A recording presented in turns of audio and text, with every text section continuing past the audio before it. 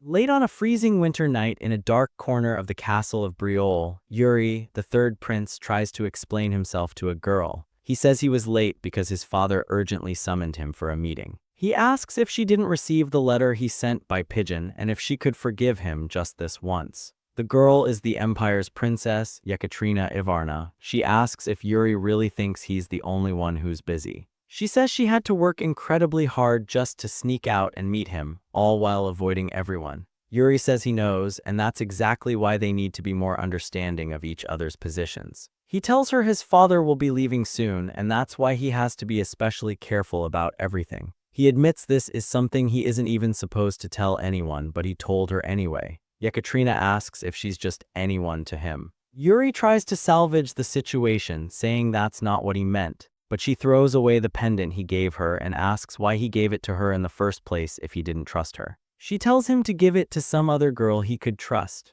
She also tells him not to contact her again until she contacts him first. She leaves without looking back while Yuri desperately tries to stop her. He picks up the pendant, asking himself what he's supposed to do now. He knows it's going to be incredibly hard to get her to forgive him this time. After that day, the relationship between Briol and the Empire, which had already been unstable, completely collapsed. The Empire stopped with simple provocations and began crossing the line. The conflicts between the two nations escalated, and soon the Empire invaded Briol. Yuri runs through the palace, shouting for the servants to evacuate. The Empire hit them where it hurt most, right as the war began. Time passes and countless sacrifices are made, yet the war shows no signs of ending. A man named Joshua dies and his soldiers tell Yuri that he must evacuate. Yuri asks where the reinforcements are. The one person considered the strongest on the continent and Briol's greatest weapon, Fior Briol, is absent. With him gone, the war begins to tilt in the Empire's favor. At first, Yuri considers it a coincidence, or maybe he just doesn't want to face the ugly truth. But after reflecting on his past and all the life-or-death battles, there is only one logical conclusion. Yekaterina betrayed him. She was the only person he told everything to. Right after his father left Briol, the Empire began its invasion. Yuri wants to believe he's just overthinking, but Yekaterina's response only brings him despair. During a battle, Yuri is surrounded by soldiers. He grits his teeth, saying this nightmare never ends. He charges forward, cutting down one soldier only to be attacked by another. He blocks again, completely exhausted. Then from behind him, an entirely different group of soldiers approaches. He wonders if this is where he's going to die. One soldier attacks from the side and disarms him. Yuri braces for the final blow, but someone suddenly steps in front of him, shielding him with their own body. Yuri calls his savior, Laurent. Laurent tells him with his dying breath that Yuri has to get out of there. When Yuri steps forward to help Laurent, one of Briol's soldiers rushes past him to hold back the enemy.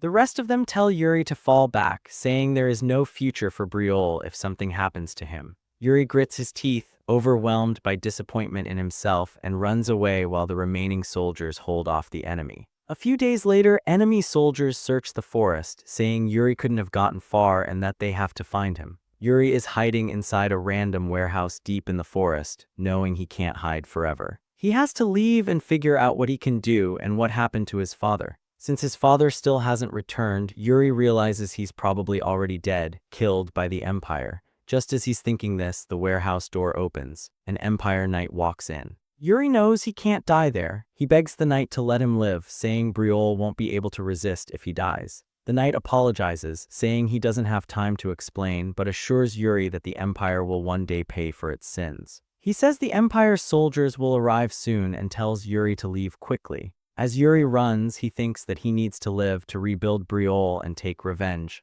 but he realizes that's just childish thinking. Reality is much harsher. Everyone is dead. He wonders why all this blood was ever spilled. He can't find an answer. He's just punishing himself, hoping that someday someone will appear and finally kill him. 30 years later, on a quiet mountain, Yuri is bleeding out. A man tells him that there are stories about how Yuri has been searching for a place to die, always throwing himself into the most dangerous battles and using reckless tactics. The man asks if all of that was just so Yuri could finally get some rest. He asks if Yuri's solution was to torture himself. The man says Yuri's selfishness knows no bounds and that Yuri doesn't deserve death. Yuri replies that his attacker seems ready to kill him, so why not just do it already? The man calls Yuri by his full name, shocking him since everyone who knew his past should already be dead. The attacker says this is all Yuri's fault. He says everything happened because of Yuri, then lifts his helmet. It's Laurent, the man who once jumped in front of a sword to save him. Yuri recognizes that voice, but Laurent should have been dead. Laurent says it's Yuri's fault that the kingdom of Breaul fell. It's Yuri's fault that the Flandret household's generational honor and oath were destroyed, along with his own honor and faith, all in a single moment. Laurent charges at Yuri as Yuri wonders if he's seeing a ghost that came to accuse him of his sins. Laurent's sword pierces Yuri's heart. Yuri thought he would feel better when he was dying, but all he feels is guilt. The pendant Yakatrina once threw away begins to glow after his death. In his final moments, he hears his father's words, saying that the people of Breaul never abandon their honor, no matter what, followed by a voice calling his name with increasing intensity, until finally he wakes up. His father says he can't believe Yuri stayed asleep for 3 whole days. He asks if Yuri is feeling alright now. Yuri stares at his father in confusion, wondering how he's even there since he was supposed to be dead. Then, as if something clicks, Yuri looks down and asks if his father also ended up in hell, just like him.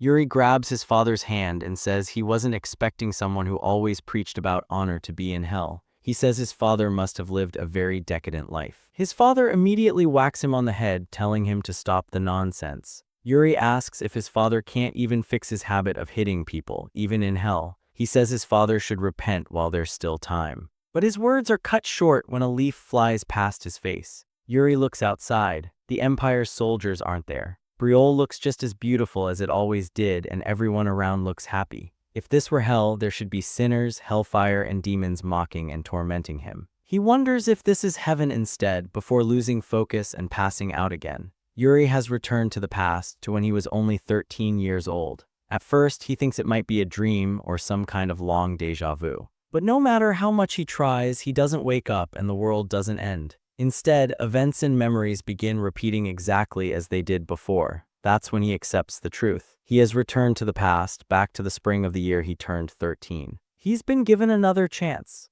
A maid opens the curtains in his room, telling him to wake up and reminding him that he asked her to wake him for sword training. Yuri's eyes snap open and he jumps up. He tells his maid, Ina, to hurry and prepare his clothes, then adds that he needs to wash up first. Ina tells him to calm down and says they can start by washing his face. She offers to help and asks him to sit down. Yuri suddenly remembers Ina's fate in his previous life. Guilt floods his chest and he turns to her, calling her closer. He asks her to slap him, a clean slap across the face. Ina asks if he's ordering her to commit treason. Yuri says it's not treason if it's an order. Ina asks if he's sure. Yuri says he never goes back on his word. Before he can finish speaking, she slaps him hard enough to startle the birds around the palace into flying away. Later, at the training grounds, Yuri thinks he had forgotten how strong Ina was. No one even offers him ointment for his swollen cheek. His master, Bernard, doesn't comment on it either. He doesn't even correct Yuri's stance. He simply has him spar and that's it. Yuri wonders when Bernard started teaching him using only sparring.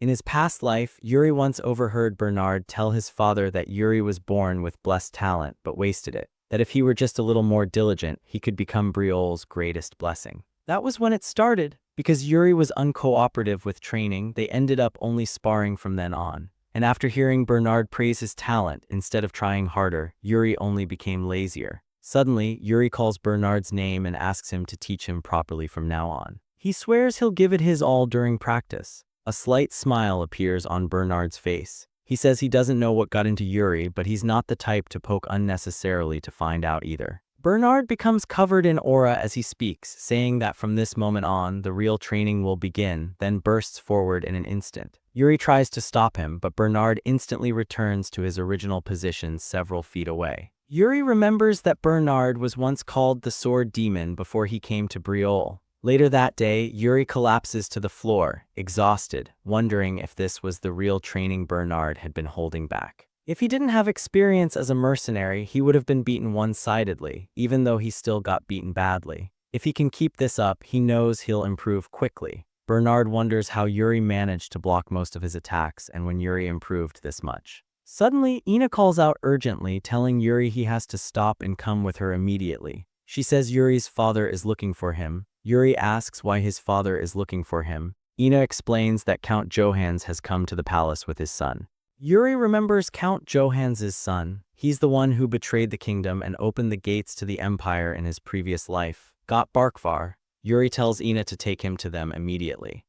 In the dining hall, once everyone is seated, Count Johann says that the third prince has changed a lot. He says even Yuri's physique looks far better than before. Yuri's father says his son must have eaten something strange to start acting like this. The count laughs and says the king should share whatever Yuri ate with his own son. The king asks if the count's son isn't also quite smart. The count replies that he's still lacking in many areas. The count's son Got is staring at the first prince with admiration, but then notices Yuri glaring at him. He gets startled and quickly looks away. The second prince whispers to Yuri, asking if something happened between him and the count's son. Yuri whispers back that Got stabbed him in the back. His brother asks if the great Yuri Briol is really going to let that slide. Yuri thinks that Got keeps pretending to be dignified while looking around, but he's exactly the same as he was in his last life. Suddenly, Got glares back at Yuri. Yuri thinks he should fix that temper for Got's own good so that his last life doesn't repeat itself. Looking back, Yuri remembers that he fought Got around this same time in his previous life. It was a petty squabble, but it could have been the grudge that led Got to betray the kingdom.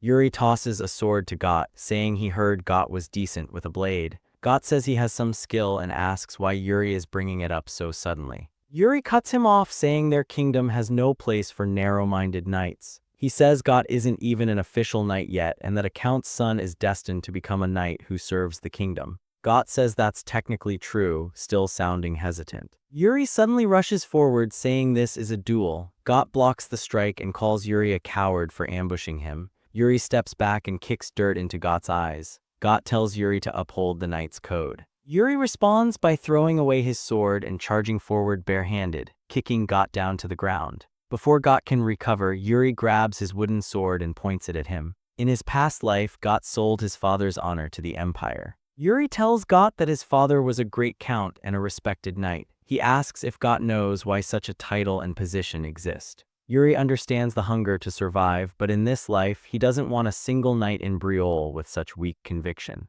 Seeing Got stay silent, Yuri asks again why Got's father was called a count and who gave him that power. Yuri extends a hand and tells Got to strive to understand the essence of that question, no matter what situation he finds himself in. Got says he understands and leaves with a bow. Yuri's brother says that Yuri's way of handling the situation wasn't half bad and that he's actually quite good at fighting. Yuri asks if his brother thought he would lose. His brother says yes without skipping a beat. Yuri asks what his brother even thinks of him. His brother says Yuri is the kingdom's biggest troublemaker and gambler. Yuri says he's not going to live like that anymore and tells his brother to stop messing around too. His brother looks shocked and asks if something came loose in Yuri's brain. Later that evening, Yuri says his training is finally done for the day. Bernard tells him he did excellent during training. Then he says Yuri is already good enough to start learning a mana method. Yuri asks if Bernard will teach him his. Bernard says his mana method isn't suitable for someone of Yuri's caliber and tells him to learn the Briol method instead. Yuri asks why he should learn the Briol method. Bernard says it's a good mana method with balanced energy flow and excellent efficiency.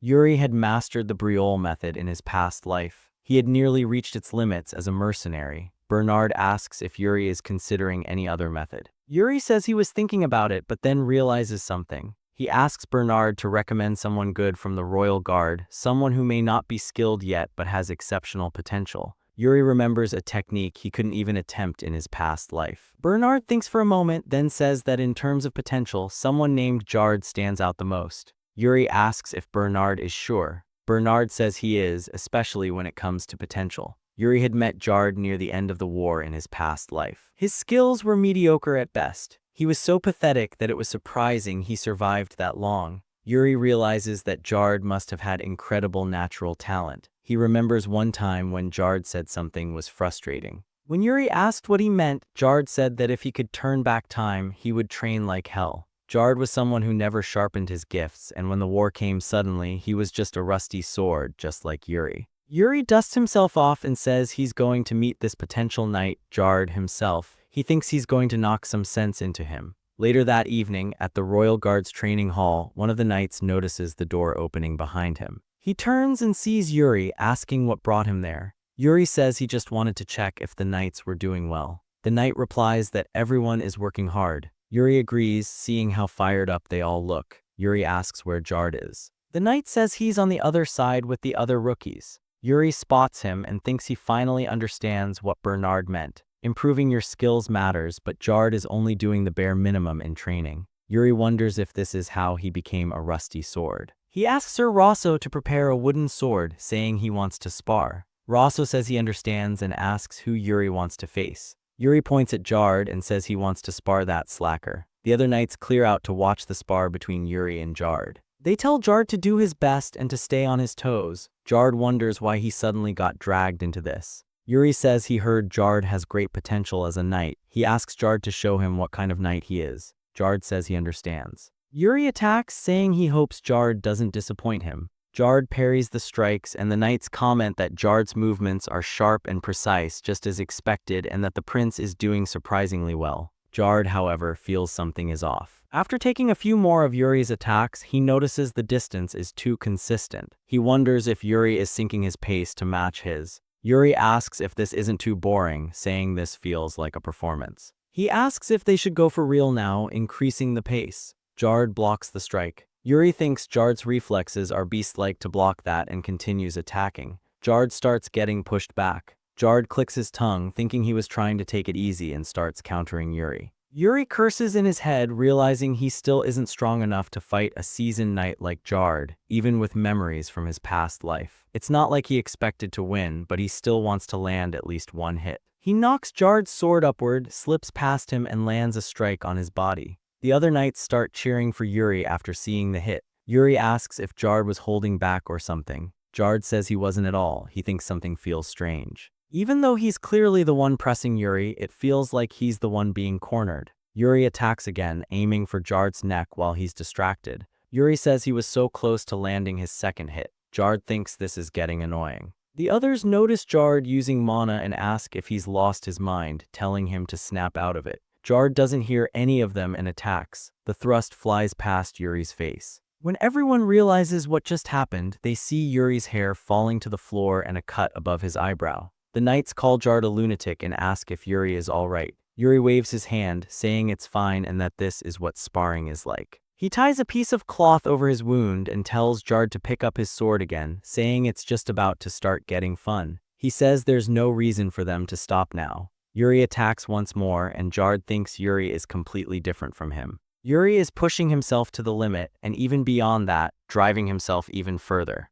Jard is left feeling like his blood is boiling. He's never felt like this, not even when fighting someone stronger than him. Yet facing an opponent half his age made something surge inside him. Yuri jumps forward, slashing his sword straight at Jard's head. Jard leans back, then grips his sword with both hands and strikes with full force, cracking Yuri's blade and snapping it in half. Yuri sighs and says it's over. Jard is still breathing heavily. Yuri extends his hand, saying he learned something from Jard today. Jard says it's no big deal and tells Yuri he did a great job too. Jard thinks Yuri showed a fighting spirit and obsession he's never seen before. He wonders how someone so young could be like that. Yuri asks what Jard is doing. Jard asks what he means. Yuri asks why he's just standing around, saying that Jard just made a prince bleed, and asks if he doesn't have something to do first. Jard apologizes and runs off to find a healer. Yuri falls onto his back and hears the other knights cheering for him, calling him amazing. The captain of the guard arrives and asks what's going on.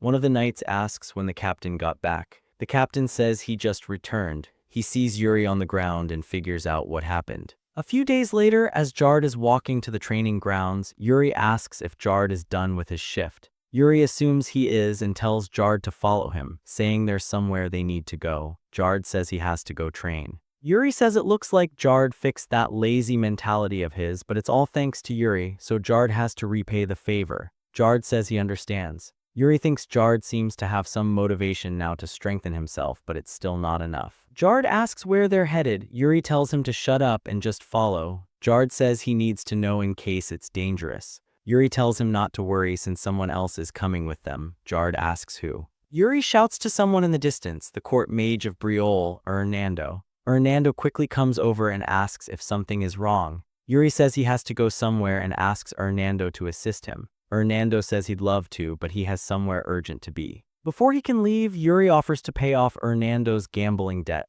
Hernando quickly turns around and asks if Yuri is serious. Yuri says he is. He says he can pay off the debt Hernando owes from last time. Yuri asks if Hernando has ever seen him lie. Hernando says Yuri hasn't lived outside the gambling den. Yuri asks if he wasn't honest outside. Hernando says he just meant he's never seen Yuri outside the gambling den anyway. Yuri wonders if he was really that bad. He turns around, promises to pay off Hernando's debt, and tells him to follow along. Hernando asks Yuri to wait and reaches into his coat. He pulls out a contract and asks Yuri to sign it first. Yuri wonders if this is the worth of his title as the third prince. Yuri says Jard should guarantee it. Jard asks what that means. Yuri says Jard should be the witness to his words. Jard says he understands. Hernando says that's good enough for him and tells Yuri to lead the way. He also asks where they're going since Yuri is taking both a knight and a mage. Yuri says they're going to Sword Mountain. He says they're heading to loot the Ancestors' dungeon in the mountains.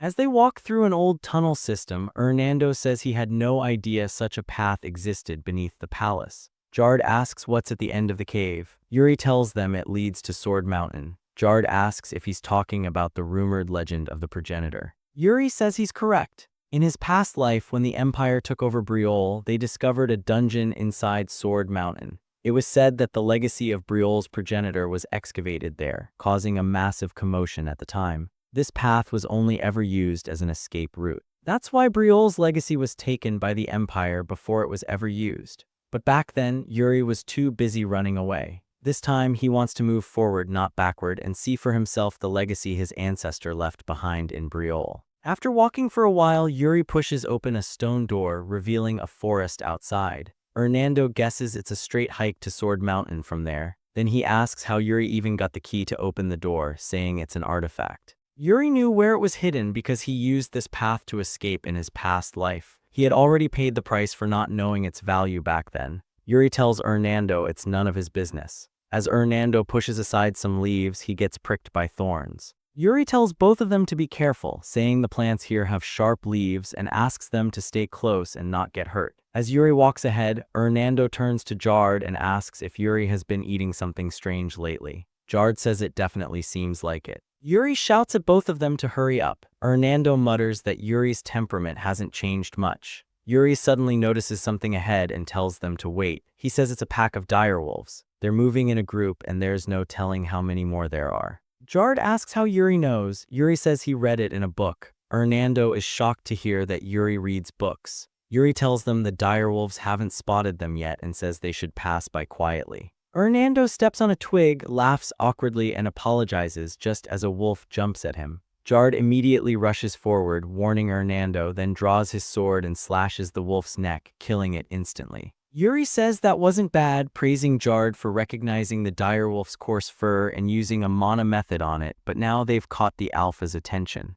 The alpha howls, and within seconds, they're surrounded. Jard tells the others to stay behind him. The wolves close in and leap at him, and Jard cuts down 2 of them in an instant. Hernando comments that Jard fights well, which is expected of a royal guard. Yuri admits Jard is fighting well, but says he's still not good enough to deal with all of them alone. He tells Hernando to help him. Hernando immediately starts casting fire magic, asking if Yuri is trying to use a battle mage to the fullest. Jard suddenly asks what they're talking about, then sees a fireball coming straight at him. He quickly disengages and jumps back. The entire area is covered in explosions for a while. A few hours later, Hernando says he wasn't expecting monsters other than the direwolves to appear. Jard says he wasn't either, but even though they were delayed, they finally made it to their destination, the peak of Sword Mountain. Jard asks if this is really the right place, seeing nothing around them. There isn't even a trace of human intervention. Yuri says this has to be the place. As he looks around, he notices a small ruby sticking out of the dirt and starts digging it out with his hands, surprising Jard.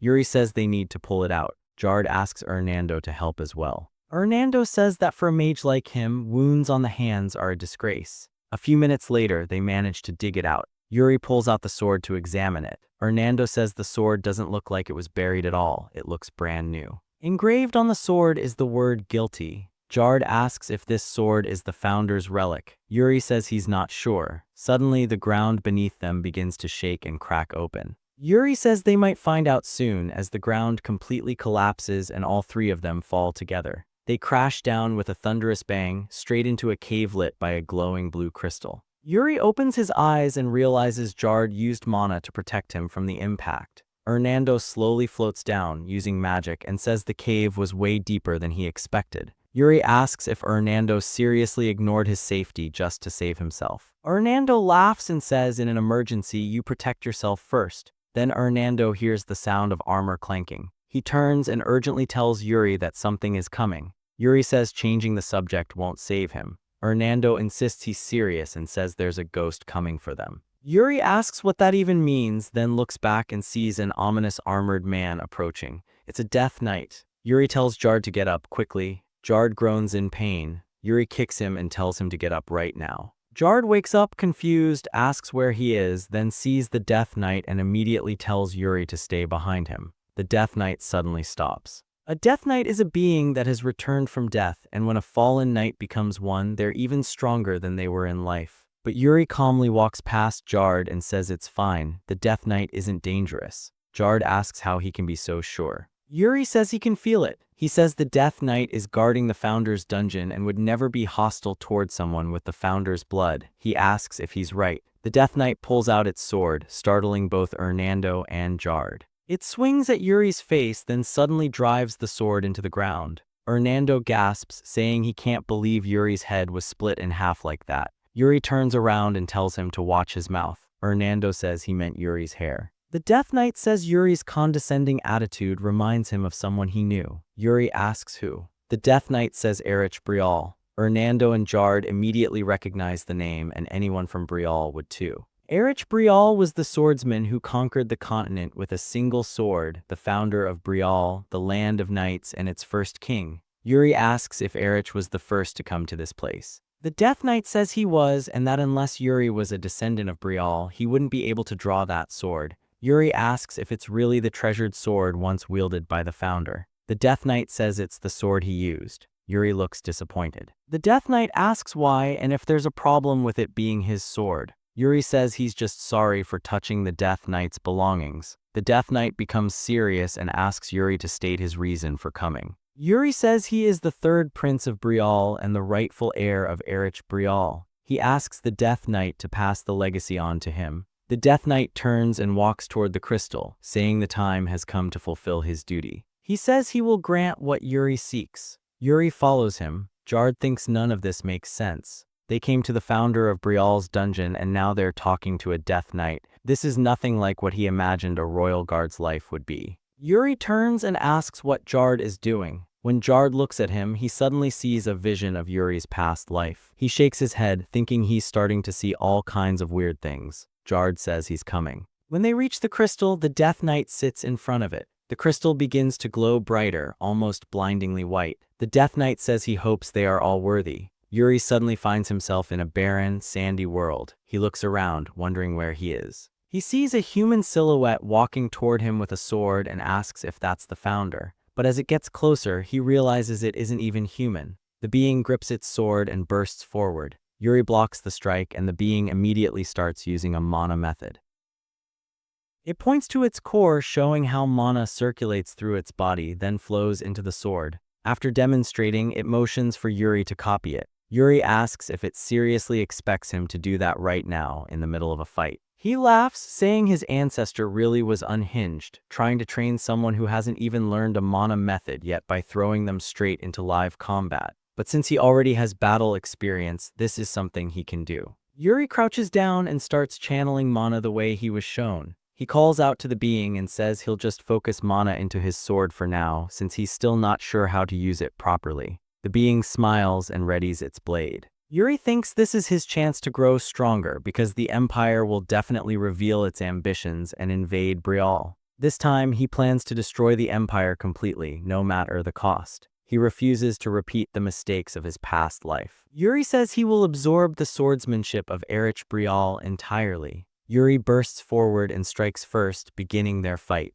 Meanwhile, in an empty training hall, Jard opens his eyes and asks what's going on. It looks exactly like the Royal Guard's training grounds and it doesn't feel like a dream. He asks where his opponent is hiding and tells them to come out. Someone steps out behind him. Jard quickly turns, and when he sees his opponent, all he can do is laugh nervously because it's his doppelganger. He wonders if this is some kind of test from the Death Knight. He tries talking to the doppelganger, asking if his name is also Jard. The doppelganger tells him to stop trying to defy his fate. Jard asks what he's talking about. The doppelganger asks if Jard didn't become a royal guard just to live a comfortable life. He tells Jard to stay away from Yuri, saying the more he defies destiny, the more miserable his life will become. Jard sighs, thinking that his past self would have probably agreed with that. But then he remembers the thrill he felt when he fought Yuri. Jard says the doppelganger doesn't know a few things about him, probably because it's fake. He says a sword once swung cannot be taken back. In other words, no matter how much you dwell on the last strike, it only clouds your mind. The doppelganger says that's just arrogant thinking, then lunges at Jard. Jard easily blocks the strike, thinking the doppelganger's swordsmanship is overly simple, a style focused only on defense, never taking risks, just like his old self. He says that style is nothing but boring, just like Yuri called it, as he slices across the doppelganger's chest. Muddy substance starts seeping from the wound, and the muddy slime begins towering over Jard. He asks if this is its true form. He calls its hulking body just a flashy trick and says he's sure Yuri is also in the middle of a fight right now. He hopes Yuri overcomes his trial while he finishes his own. Back in Yuri's trial, Yuri lies unconscious in front of a rock with an impact crater around him. The being teaching him the mana method approaches, raising its sword to finish him off. Then, a massive mana explosion erupts. Right as the being strikes, Yuri grabs his sword and immediately uses the mana method to parry the blow, forcing his opponent back and buying enough time to get back on his feet. He wonders how long it's been. That was almost fatal just now. But thanks to all that sparring, he learned how to use the mana method and how to swing his sword properly. He then notices cracks spreading across his opponent's blade.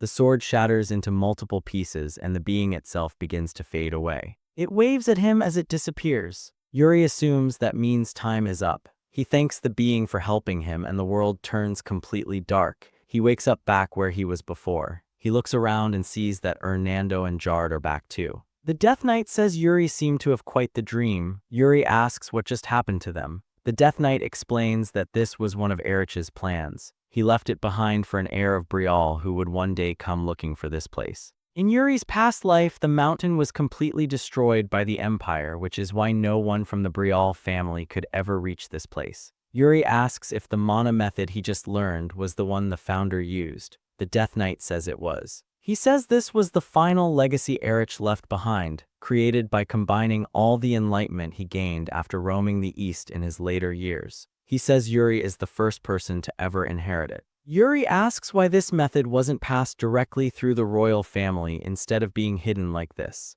The Death Knight explains that the dungeon wouldn't open until the time was right, and the fact that it has now opened means the time to use this power is near. Yuri asks when that time will come. The Death Knight says it's not his place to answer and tells Yuri to figure it out on his own. Yuri then asks if this mana method has a name. The Death Knight says it's called Soul Severance. He then asks Yuri to kneel on one knee so he can pass on the legacy of his ancestors. Yuri kneels immediately. The Death Knight places a hand on his head and tells him to never fear his enemies, to act on what he believes, and to fulfill Breal's duty to the very end. Then he grabs Yuri's hair and pulls him up, telling him to remember that a Breal never abandons his honor, even if it means death. That is the Breal oath. The next morning, Ina tries to wake him up as usual. Yuri sighs and groans. Ina asks if he's tired since he came back so late last night. Yuri apologizes for making her worry and says he visited the royal palace archives the night before. She asks why he would suddenly go to a place like that. Yuri explains that there was a record he wanted to find, something among the historical records of the royal family. He found a note stating that the founder, Erich Breal, had a brother, a man who cast aside his honor and vanished from history without even leaving a name. That was the Death Knight he saw in the dungeon and likely the original owner of the sword, guilty. Ina tells Yuri to change his clothes quickly because the king wants to see him. Yuri asks why his father wants to see him so suddenly. Ina says she doesn't know either, but after meeting with Hernando, the king immediately summoned him. Back when they were leaving the dungeon, Hernando had stopped Yuri and told him he would report what happened to the king. Yuri asked if there was really a need for that. Hernando said he thought there was. Yuri wonders if he reported everything. Later that day, in the throne room, Yuri asks if his father called for him. The king says Hernando reported that Yuri not only left the palace without permission but also found the founder's dungeon at Sword Mountain. Yuri says it just turned out that way somehow. The king asks if the sword Yuri is carrying is something he found there. The king steps closer and says he's heard Yuri has changed a lot recently, from Yuri's personal maid to Bernard Insane and now even Hernando. He asks Yuri to tell him what caused such a change. Yuri doesn't answer and instead takes a step back from the king. The king asks if Yuri doesn't want to answer him. Yuri says that's not the case. The king asks why Yuri stepped back with such a strange look on his face. Yuri says it's because his father's hands were clenched. The king immediately relaxes his hands and asks Yuri to tell him the reason. Yuri says he had a dream. The king asks what he means by that. Yuri says that in that dream he committed a great crime. The king asks what great crime Yuri committed in his dream.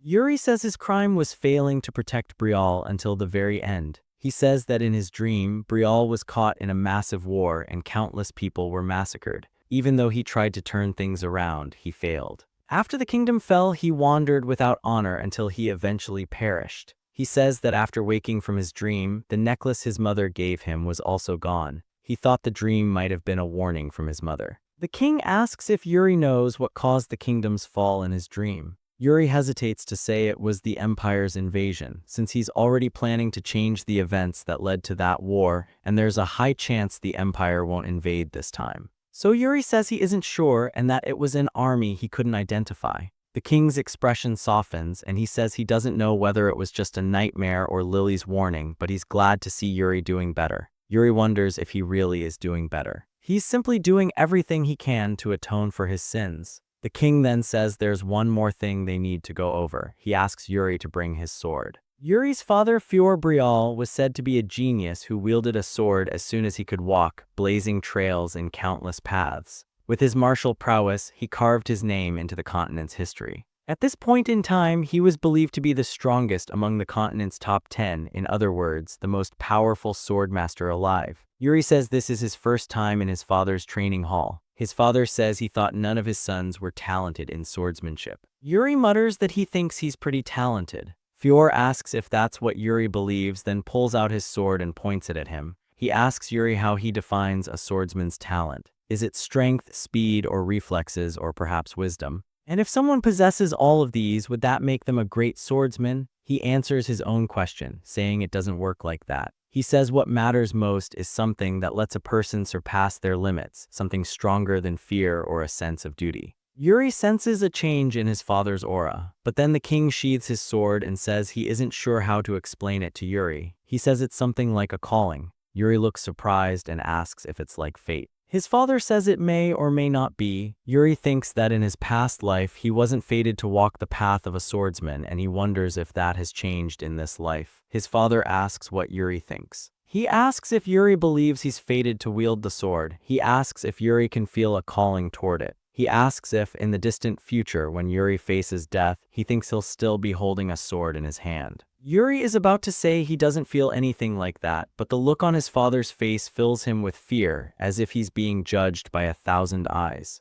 The horrors of his past flood his mind, his knights begging him to run. Flames filling his vision as the palace burns, dead soldiers and servants scattered around him, imperial troops slaughtering innocent people. He snaps out of it, wondering what's happening. He asks why Brial is on fire again. The Empire's soldiers and traitors see him and say he's the last remaining prince of the kingdom. They begin to approach him. He's left wondering if he's back in the past once again, back when Brial was under siege. While he's still looking around in shock, he's attacked from behind. He spins instantly, blocks the strike, and follows through, killing the enemy. A knight shouts for him to run while they hold the enemy off, just like in his past life. Seeing his kingdom's flag being trampled, he wonders if everything that happened really was just a dream. He wonders if Brial is destined to fall helplessly in the end, something he can't stop. But as the enemy numbers keep rising, he tightens his grip on his sword and says he's already made an oath to never fear his enemies, to act according to his beliefs, and to carry Brial's duty to the very end. Instead of running, he charges straight at them this time, cutting down everyone in his path. After killing several swordsmen, a spear thrusts toward him. He swats it aside, steps in, and drives his blade through the spearman's neck. The other soldiers stop rushing at him recklessly, calling him a dead man walking and telling him to surrender. Yuri grits his teeth and says that the people of Breaal do not abandon their honor, even in the face of death. He leaps headfirst into the enemy battalion, declaring that he will carry Breal's duty to the very end. Back in the present, Yuri is murmuring that he will carry his duty to the very end. His father shakes him, asking if he can hear his voice. Yuri jolts awake, asking what happened and where the army went. He looks around, saying the Black Army was surrounding them. His father tells him to calm down, saying what he saw was only an illusion. Yuri looks down at his hand, which is still trembling. Looking at Yuri staring at the sword, the king admits that he seems to have been wrong about something. He says Yuri is someone who can wield a sword. A smile spreads across Yuri's face and he nods, saying he's made his decision too. He notices his father's worried expression and wonders what that face is about, like Yuri is about to die or something. Yuri pats his father on the back and says he doesn't need to worry so much since Yuri is a genius after all. His father smirks for a second, then clenches his fist and bonks Yuri on the head, sending birds flying once again. Later that day, at the training grounds, Bernard notices Yuri walking in with a bump on his head. He asks who created that masterpiece today. Yuri says it was his father. Bernard says the king seems to have been rougher than usual, but that doesn't mean Bernard is going to go easy on training. Yuri says he wasn't expecting him to. Yuri remembers that Bernard is staying in Breaal because of his father. He asks if Bernard isn't staying on the condition of a duel with his father. Bernard says that's correct. Yuri asks if Bernard would stay if Yuri asked him to, even if Bernard couldn't duel his father. Bernard thinks about it, then says he wouldn't stay. Yuri wonders how heartless his master can be. Then Bernard smiles and says it seems like Yuri wants him to stay. Bernard says that if Yuri shows him something convincing, he'll stay, for example, the swordsmanship of Yuri's ancestor, Erich Breaal. Yuri asks if Bernard is asking him to teach the founding king's sword technique. Bernard says he is, since it piqued his interest. Yuri apologizes and says it's not something he can do. Bernard says it doesn't matter if Yuri hasn't mastered it, he already took that into account. Yuri says Bernard is right and that he hasn't mastered it, but that's not the reason he can't teach it. He says it's because the technique wouldn't really help Bernard. He explains that this sword technique is tied directly to a mana method. Bernard asks what that means since he's never heard of anything like that before. Mana methods are usually meant to reinforce sword techniques. Yuri says that's exactly the point. He says Bernard would only be getting half of the whole if he learned it. Bernard thinks for a moment and says that's fine. Yuri asks if Bernard is serious. Bernard says it's fine even if it's only half a sword technique. He says he'll stay in Breaal if Yuri is willing to teach him that technique. He's sure he can still get something out of it, even if it's just half. Yuri thinks Bernard is ridiculously confident, but agrees to teach him the founding king's sword technique in exchange for Bernard staying in Breaal. Bernard steps back and asks Yuri to demonstrate the technique. Yuri takes his stance and says he'll now use soul severance. Bernard then says he forgot to mention something. He says he was going to stay in Breaal regardless of what Yuri said, since the king wanted Bernard to work for him for at least 10 more years. Yuri asks if Bernard deceived him. Bernard asks if Yuri isn't going to attack, then strikes first. Yuri asks why Bernard is only telling him this now as their swords crash together. Later that evening, while resting, Yuri thinks about how the future is changing, a future different from the one where Breaal fell. The fact that Bernard is staying in Breaal, even though Yuri hasn't really done anything yet, is proof of that change. He feels overwhelmed by the responsibility of having to change the future, but it's definitely shifting little by little. Still, it's not enough. He wants to stop the Empire this time, no matter what. Ina repeats his words behind him, saying he can't get into trouble this time, no matter what. Yuri asks what happened and if something is planned for him. Ina says she doesn't know what he's talking about since he gets into trouble every day. Yuri says she's talking about the meeting he has tomorrow and asks what meeting she means. Ina says it's the Senate meeting. She says the king asked Yuri to attend this time and asks if he wasn't told. Yuri says he was. Ina says the meeting is early the next morning and that most of the senators will be attending. She grabs Yuri's hand and says she's sure there will be scary and stubborn people there and tells him to make sure he doesn't punch any of them. Yuri tells her not to worry, saying he's not like that anymore. Ina asks him to promise. Yuri promises not to cause trouble, just to calm her down. The next morning, at the Senate meeting, one noble slams his hand on the table, angrily refuting something. Yuri thinks Ina was right about these people. Duke Jetari has been disagreeing from the very start. Jetari says it's not right for the prince to learn a mana method that hasn't been approved. The others aren't any better. They're supposed to be discussing the management of the kingdom, but instead, this place has become somewhere the king's authority is being challenged. Yuri now understands why his father doesn't attend these meetings.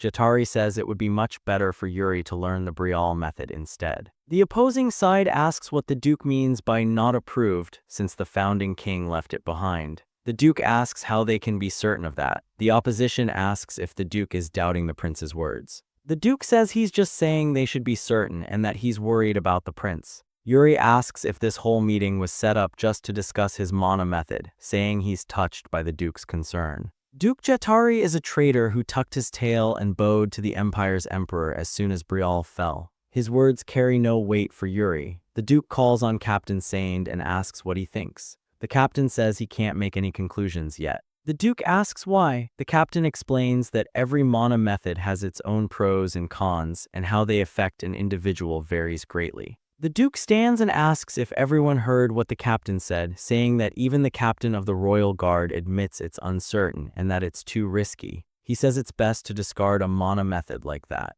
The others quickly point out that's not what Captain Sand said. He was merely explaining that each mana method has its pros and cons. One of the Duke's followers immediately stands and cuts them off, saying it's the same thing and that the Duke is just worried the mana method will harm the prince. Yuri notices a few of them nodding at each other, understanding what's happening and realizing it's not good for him. They all start agreeing with the Duke. The Duke is gaining the upper hand, and since Yuri only recently began learning this mana method, it would normally be possible to switch. However, because of his battle experience in the Founding King's illusion, soul severance has already taken root in his core, but that's not something he can explain to them. He has to find another way. One man says their words sound convincing enough. The others ask what he means. The man raises his hand and asks if he can speak. Baron Calcio asks how many of them in the Senate have ever fought an orc in their lives. The nobles begin whispering among themselves. The Duke asks who Baron Calcio is and what his title is. The Baron stands up and says he is Calcio Irantia, a free baron. The Duke asks how a free baron like him even managed to attend a Senate meeting. Calcio makes it clear that he didn't want to come either. He says he only came because Count Sidor asked him to. Yuri remembers that Count Sidor is the frontier lord guarding Brial's borders, a man who spent his entire life on the battlefield. He was famous for being a true soldier and also for never attending noble events.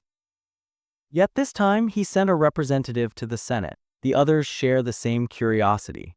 Baron Calcio says Count Sidor didn't need to explain himself to anyone, but seeing high-ranking nobles sitting around playing politics, he understands why the Count sent him instead. The Baron says that the type of mana method doesn't make much difference on the battlefield, whether it's Brial's method or the Empire's Lion method. In the end, it's the user that matters. He asks Yuri what he thinks. Yuri says he simply can't understand why mastering the mana method of their founding ancestor is even controversial. He says he plans to learn it regardless of their objections. The Baron says that if the prince who wields the sword has already chosen to follow the will of the founder, then why are irrelevant people making a fuss about it? He adds that it's usually the ones who have never drawn a sword who say things like that. The Duke tells the Baron that his words are too reckless. The Baron apologizes for his lack of etiquette, saying that as someone who works every day at the frontier, he doesn't have time for anything else. Then he repeats his first question, asking how many of them have actually fought an orc before. He asks if they think those monsters care about mana methods.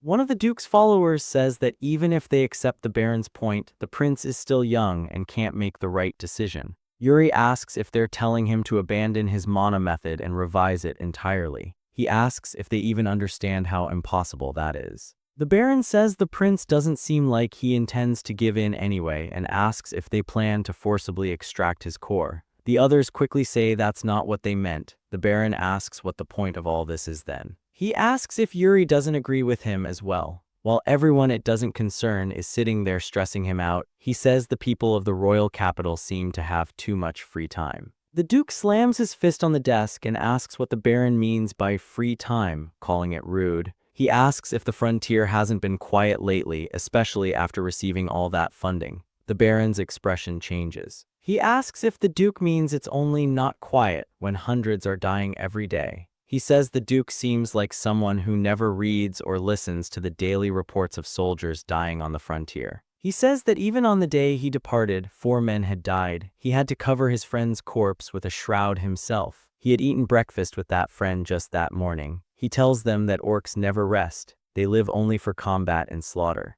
The room falls completely silent. Yuri wonders if there wasn't supposed to be a border issue with the Klein Duchy around this time. While Brial and Klein clashed, orcs had taken advantage of the situation and crossed the borders, causing serious damage. Yuri asks if their movements have changed. The Baron says they're far more ominous than usual now. Yuri then asks about the Kleins, catching the Baron off guard. He asks if the Klein army wasn't stationed at that part of the border as well. The Baron says the border forces suddenly retreated for some reason. Yuri asks what happened to the border towns. The Baron explains that they were completely devastated. People were either killed or taken as slaves. Yuri thinks the timing is overlapping and wonders if it's a civil war or if the Duke's third son caused trouble. He unknowingly says it out loud, confusing everyone. Yuri clears his throat and says the meeting is enough for today, preparing to leave. The Duke tries to stop him. Yuri tells them they should be discussing more pressing matters like the Kleins and the orc threat instead of wasting time debating his mana method. Later that evening, Baron Calcio reports everything to Count Sidor. He also mentions rumors that the prince has completely changed.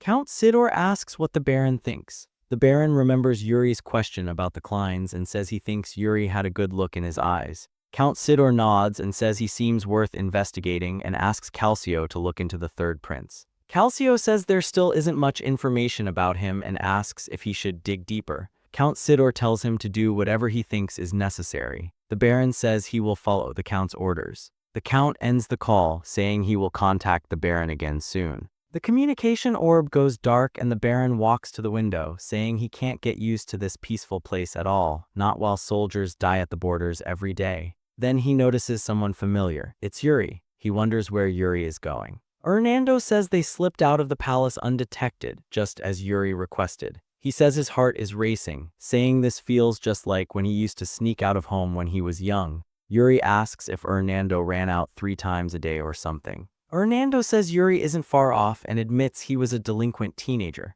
Hernando then whispers that there's a little girl staring at them and asks if they've been found out. Yuri asks what the big deal is since Hernando can leave the palace whenever he wants. Hernando says that if he goes out alone, it feels like a normal outing, but coming out with Yuri feels like he's rebelling. He then asks what they're doing now and whether it's something bad. Yuri says it's not, and even if it were, he wouldn't do it with Hernando around. Hernando says he's disappointed now. He asks where they're going anyway. Yuri says they're going to a casino, the biggest illegal one in the capital. Hernando asks if Yuri didn't say he wouldn't do bad things anymore. Yuri says he's not going to do anything bad and tells Hernando to just take him there, since Hernando should know where it is. Hernando says he only ends up there when he's blackout drunk instead of at home, and even then, he doesn't know where it is. Yuri turns to Hernando and says he's going to make it clear that everything he's doing is for the benefit of Brial. Hernando says Yuri can't be serious, but then realizes Yuri has actually thought this through.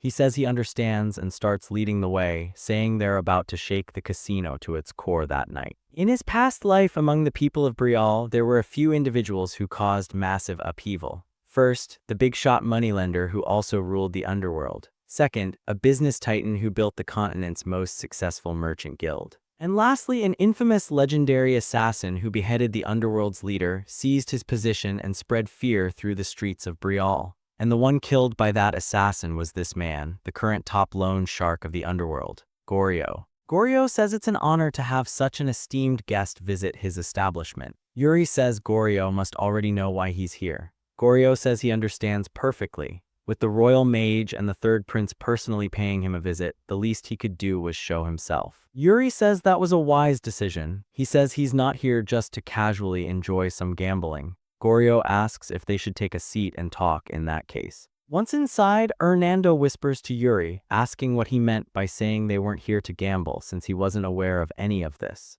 Yuri tells Hernando to be quiet. Since Yuri said he wasn't here to gamble, Goryo assumes he's here to borrow money. Yuri says Goryo is correct and that he plans to invest the money he gets from him. Goryo asks if Yuri is perhaps thinking of creating his own private fund, but the fact that he's asking him instead of a bank makes him think Yuri is aiming for something bigger. Yuri says interrogating him isn't part of Goryo's job. Goryo apologizes, saying he spoke out of line. Yuri tells him not to worry since he's the one on the receiving end. Goryo asks if he may inquire what Yuri plans to use the funds for. Yuri says he's going to purchase mangaRanya, a specialty spice from the Klein region. He says he has reason to believe that demand will soon far outstrip supply. Hernando asks what Yuri is suddenly talking about. Goryo says mangaRanya is indeed an essential ingredient for luxury fragrances, but he questions whether it's really worth investing capital into, saying he finds it doubtful. Yuri says, as he mentioned, it will soon be worth it. Hernando recalls hearing about civil unrest in the Klein Duchy and wandering orcs, but it didn't seem like enough to spike spice prices. He wonders if Yuri is trying to secure a regional specialty before others, but he can't read anything from Yuri's expression. Goryo thinks Yuri isn't the same prince people in Breakup talk about. Yuri seems to know more than he's letting on. Yuri then asks if they can settle on an amount. He asks Goryo not as the Prince of Breakup but as an investor how much he can borrow. After several minutes of back and forth, Goryo asks Yuri to sign the promissory note. Yuri signs and walks out with the money. Hernando asks if it's really okay to borrow that much money from Goryo, saying the terms are unfair for Yuri. He also points out that Yuri didn't give him any warning and never intended to gamble in the first place. Yuri says that if he had told Hernando beforehand, Hernando would have dragged him straight to his father. Hernando asks if they're heading to the Merchants Guild now. Yuri says they are and that he has a request to make. Yuri knows mangaRanya is already a guaranteed profit. The only alchemist who knows how to produce it is a close aide to Duke Klein, but he's the first to be killed in the Civil War. Therefore, until substitute spices are developed, mangaRanya will fetch any price on the market. They arrive at a rundown building. Yuri says he couldn't entrust this task to just anyone and that they've arrived, surprising Hernando. Hernando asks what's up with the rundown spot. Yuri ignores him and starts banging on the door, calling for someone named Elaine Wood. Hernando tells Yuri to wait, saying they should leave this kind of thing to an established merchants guild. Just then, the door opens and a woman asks who Yuri is. She introduces herself as Elaine Wood. Yuri says he is the third prince of Breakup and that he wants to entrust her with a task. Later that day, while returning to the palace, Hernando keeps pestering Yuri, asking if he's out of his mind. Yuri tells Hernando to stop talking so freely to the prince.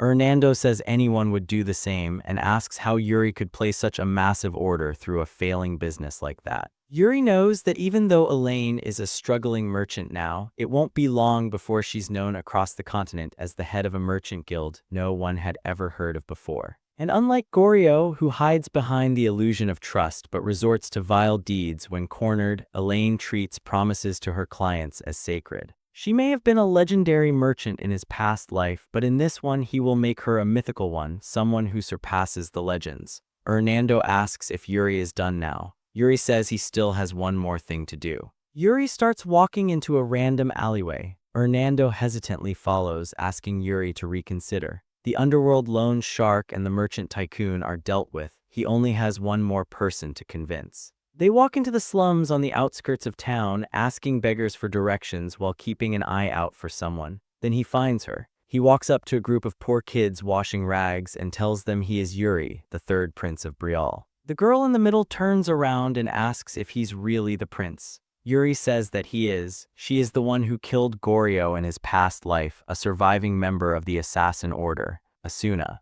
Asuna walks up to him and asks what a prince is doing there. Yuri tells her she doesn't need to be so wary, saying he only came because he thought he could help her. He looks at Hernando and asks him to hand something over. Hernando hesitantly passes him a hefty pouch. Yuri notices a child clinging to Asuna and wonders if that's the one. In his past life, Asuna borrowed a large amount of money from Goryo to get that child the treatment she needed. But just like everyone who borrowed from Goryo, her life was ruined by him. That pushed her onto the path of an assassin, and eventually she became one of the most skilled. His goal is to prevent that from happening. He tells Asuna to take the money and have the temple treat her sister. Asuna asks what Yuri wants in return. Yuri says he only wants one thing, for her to remember his name. Yuri turns around and leaves after that. Hernando asks why Yuri gave all that money to some beggar. Yuri says it's an investment for the future. He says he's now made connections with everyone he'll need later. Now there's just one person remaining. He looks back at Hernando and says there's something he needs to ask him. He asks what Hernando saw in the Founding King's dungeon. Hernando says it was gambling. Yuri asks what he means. Hernando says he played a game with his life on the line in the Barthlegas casino in the Empire. Yuri thinks that actually sounds fitting for Hernando. Yuri then says it doesn't matter and that he wanted to say something about what happened today. He asks Hernando to keep it a secret from the king. The next day, when Hernando is called in by the king immediately says he heard Hernando went out with Yuri the previous night. Hernando says that he did go out with the prince. The king asks him to explain what happened while they were out. Hernando says the prince convinced him to leave the palace and took him to a casino, the biggest one in the capital. The king asks if Yuri gambled there. Hernando says that he did exactly that. The king nods and asks if that's so. Hernando continues, saying he thought Yuri would be good at card games, but he didn't do very well. Yuri lost all the money Hernando lent him. The king asks what happened afterward. Hernando could say that Yuri took money from Goryo to give to some old merchant guild and then handed a large sum to an orphan. But instead, he says they just walked around and saw how common people lived. Hernando says Yuri seemed interested in how people lived their lives. The king asks if that was all they did. Hernando nods, saying that was all. The king says he understands. After thinking for a moment, he asks if Hernando will be attending the ball. Hernando says that he will. The king recalls that Hernando wasn't interested last time. Hernando says people's minds change sometimes and that it's been a while since he last danced. Meanwhile, at the training grounds, Yuri notices something and says Bernard is pretty popular, pointing behind him. He says the maids keep glancing at Bernard. Yuri says it looks like Bernard might have to attend the ball since a lot of people will be waiting for him there. Bernard says he's not interested. He then says Yuri was right about the ancestors' sword technique. There's no decisive form in it. Yuri says that's exactly what he meant, you just have to move with the flow. Bernard sighs, saying he can't understand a mana method that's also a sword technique. He says he'll have to watch Yuri fight in real situations to study it properly. He then says Yuri is improving fast and he's good with his mana too. Bernard admits he's surprised since he wasn't expecting Yuri to be so skilled at handling mana. Yuri feels a bit guilty since it kind of happened on its own because he was trying to erase the traces of the breakup method he learned in his past life. Bernard tells Yuri not to push himself too hard, saying he's worried about him. Yuri asks what Bernard is worried about. Bernard says Yuri is just too fast. He says Yuri has already achieved a lot for his age, but his body hasn't finished growing yet. Yuri tells Bernard not to worry, saying he'll maintain a good balance. Yuri says they should keep sparring. Bernard asks if Yuri is sure. Yuri says he is, then throws away his wooden sword, saying they should spar with real swords. Bernard agrees to spar with real swords. Yuri asks if Bernard wants to make a bet. He says that if Yuri manages to land a hit, Bernard has to attend the ball. Bernard refuses, saying he's not going to lose anyway, and besides, Yuri would just nullify the bet even if he did. Yuri says they'll see about that as he bursts forward. He says he'll get Bernard at least once, but he doesn't.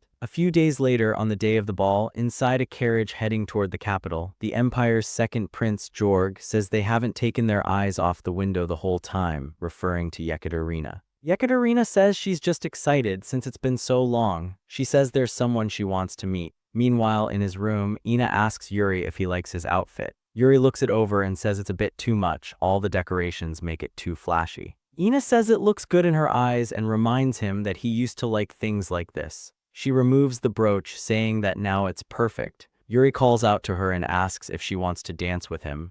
Ina asks what he means. He says he wants to practice dancing and he doesn't have anyone else to do it with. With a wary look, Ina asks if she really has to. She asks if he's planning to step on her foot and make her fall, even as she takes his hand. Yuri suddenly pulls her closer and tells her to just follow his lead, slowly, making her blush. While they dance, she asks if he's making fun of her, saying she's actually a fairly good dancer. Yuri asks if she dances often and who she usually dances with. Ina says he used to be quite popular and she's never danced with someone so short before. Yuri tells her to just wait and watch, knowing he'll outgrow her soon enough. A few minutes later, Yuri says Ina just stepped on his foot. Ina insists it was a mistake. A few seconds later, he calls her out again. Ina says it was just another mistake. Inside the ballroom, the nobles dance to the music. The king, seated on the balcony above, takes a sip of his drink. The three princes stand gathered together. Yuri notices someone out of the corner of his eye, Count Sidor. His presence is completely different from the other knights.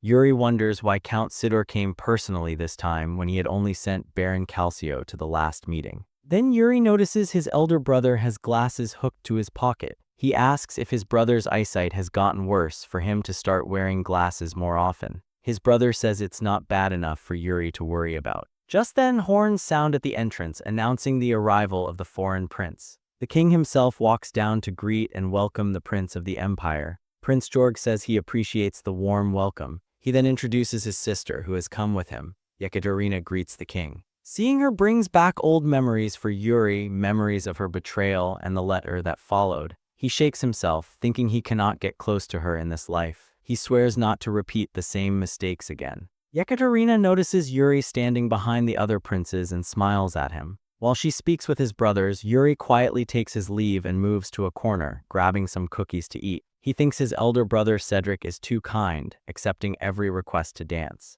It's the quality of a benevolent lord. Yuri thinks he's still lacking compared to his brother. But then he notices Yekaterina staring at him from behind. His second brother steps in and starts a conversation with her, drawing her attention away from Yuri. Yuri curses inwardly, thinking that every time he looks at her, those terrible memories resurface. Just then, Ina arrives and asks if Yuri wants more cookies. Yuri thanks her for bringing them. Ina says it's nothing. Yuri asks if she isn't tired. Ina says it's not tiring at all, not compared to taking care of him. Yuri says Ina seems fearless standing next to him and asks her to bring him a lot of cookies. After delivering them, Ina turns to leave, telling Yuri to call her if he wants more. Yuri tells her to take care. He lets out a sigh when someone approaches him. It's the Empire's second prince, Jorg, the man who commanded the troops in place of the Emperor and the one who led Brial to ruin. Yuri greets him politely, hiding his hatred, forcing himself to remain calm so he doesn't appear openly hostile. Prince Jorg stares at Yuri for a moment, then uses some kind of magic on him. Yuri feels the magic coil around him. Prince Jorg asks if Yuri just turned 13 this year. He says Yuri is what he expected Fjord's sons to be like, then walks away, adding that Yuri has some talent. Yuri thinks the prince was rather threatening for someone who claimed he was just testing him. He turns away, thinking both siblings are cut from the same despicable cloth. Then he hears the sound of glass shattering. Ina is on her knees in front of the broken glass right before Prince Jorg. The nobles call her disrespectful. Ina trembles as she sincerely apologizes. The prince looks back at Yuri, then draws his sword, saying the girl has committed quite a mistake. He places the blade on Ina's shoulder and says that according to the laws of the crown, the proper punishment is death. Yuri grits his teeth, knowing the bastard prince did this to Ina on purpose. He says that according to the law, her mistake warrants beheading as punishment. But the king steps in, asking if Prince Jorg is trying to disrupt his ball. He tells the prince to return to his land if he wants to see blood that badly. The prince quickly apologizes and says that the Empire and Brial have respected each other until now. The king agrees, but says it doesn't seem like the prince intends to show that respect. Prince Jorg asks if the king remembers Gaetensha when the king executed a knight of the Empire. He says the emperor respected that decision and did not demand accountability, and now he is doing the same, protecting the peace and honor of both nations. In the past, Yuri's father had indeed killed an imperial knight himself. Prince Jorg continues, saying he is not doing this because he wants to and that they should get it over with quickly. Yuri knows he's bringing up the king's past to turn this into a matter of Brial's honor. Jorg places his sword on Ina again, saying there won't be much blood. Yuri knows stopping him now would mean challenging the Empire,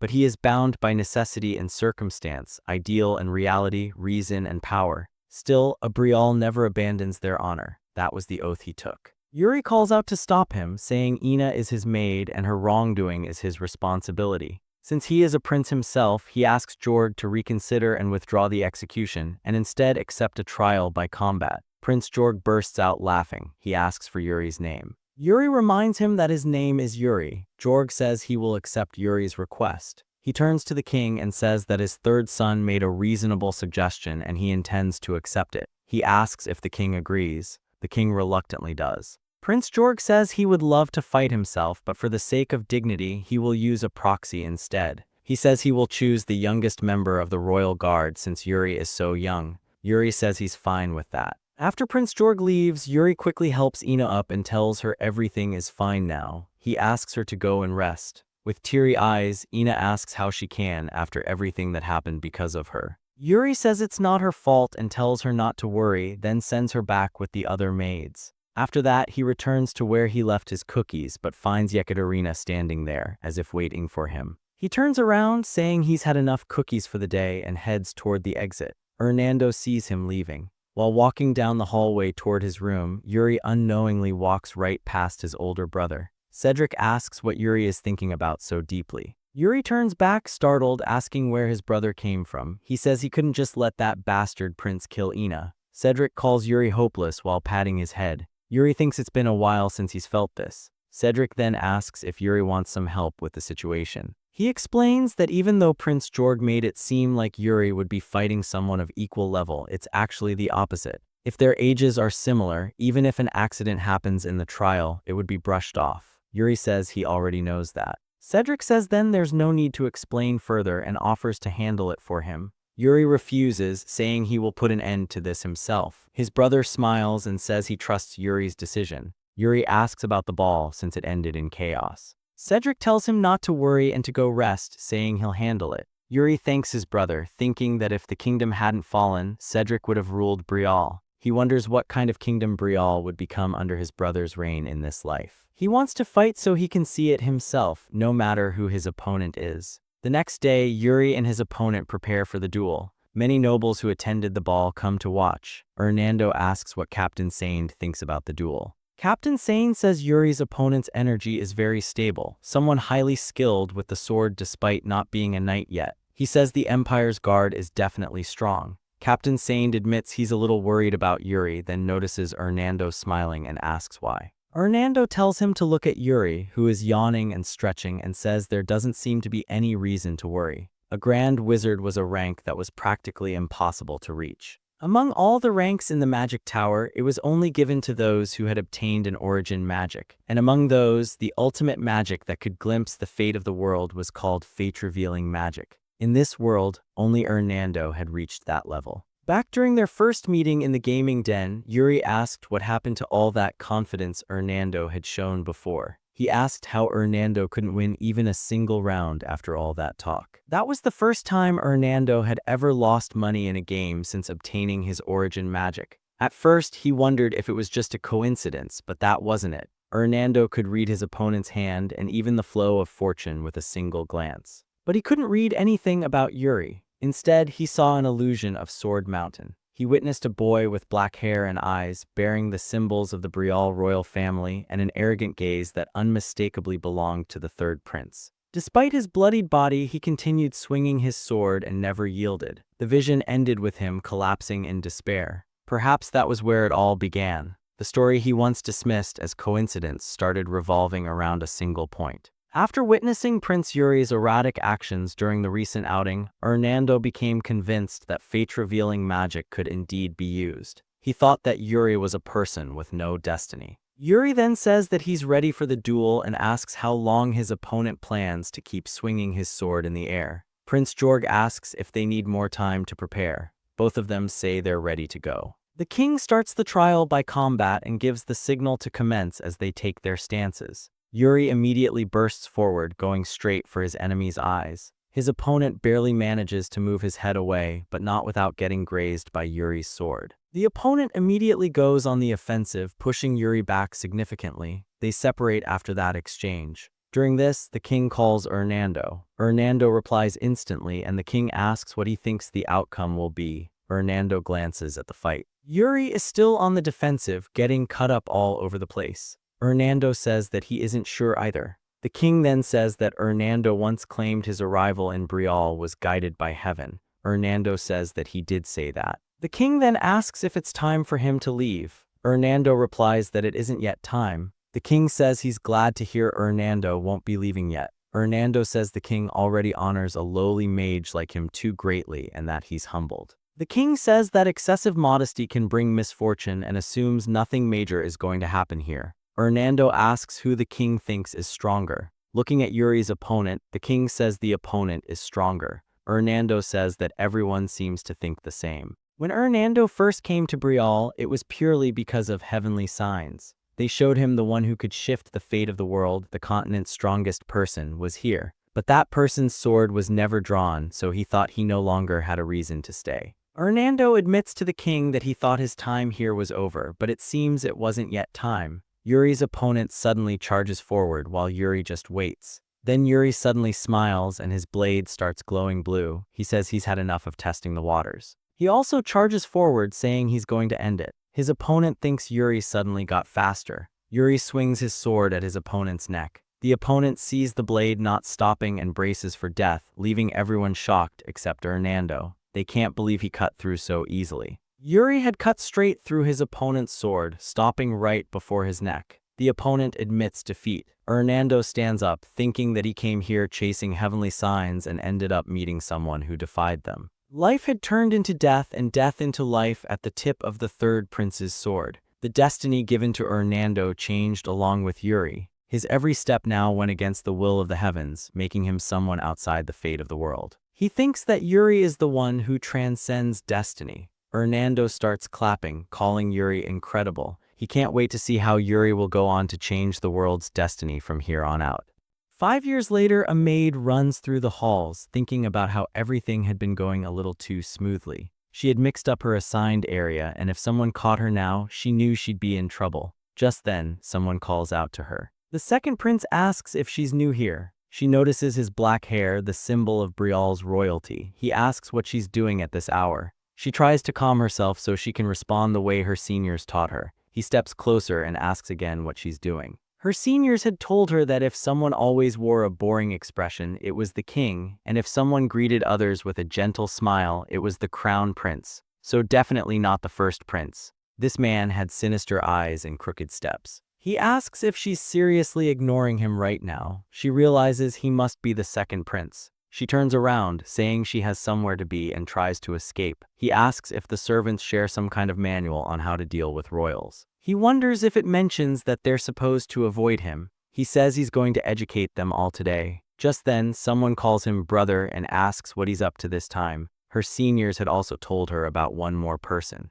If the royal had a confident expression and carried a sword at his side, then he was the third prince. Yuri asks if his brother is harassing a maid again. Later that day, Yuri walks through the corridor while eating some cookies. After helping the maid, she thanked him with some cookies, and he says they were actually pretty good. He dusts his hands off, thinking that he had reached something called the unarmed realm, a state where even while holding a sword, the pressure on the hand is reduced through mana. It had been more than 5 years since he regressed after being killed by Laurent's sword. He says his peaceful days were about to come to an end. He thinks the high nobles must be running their mouths right about now. Inside the Senate meeting building, Yuri knocks on the door, but no one answers and they just continue rambling loudly. The guard says it seems like no one can hear the knock and suggests he knock again. Then he notices Yuri priming his fist with mana. He tries to stop him, but Yuri punches the door open, sending it crashing inside and startling all the nobles. Yuri says he knocked before, but no one heard him, so he used a little more force the second time.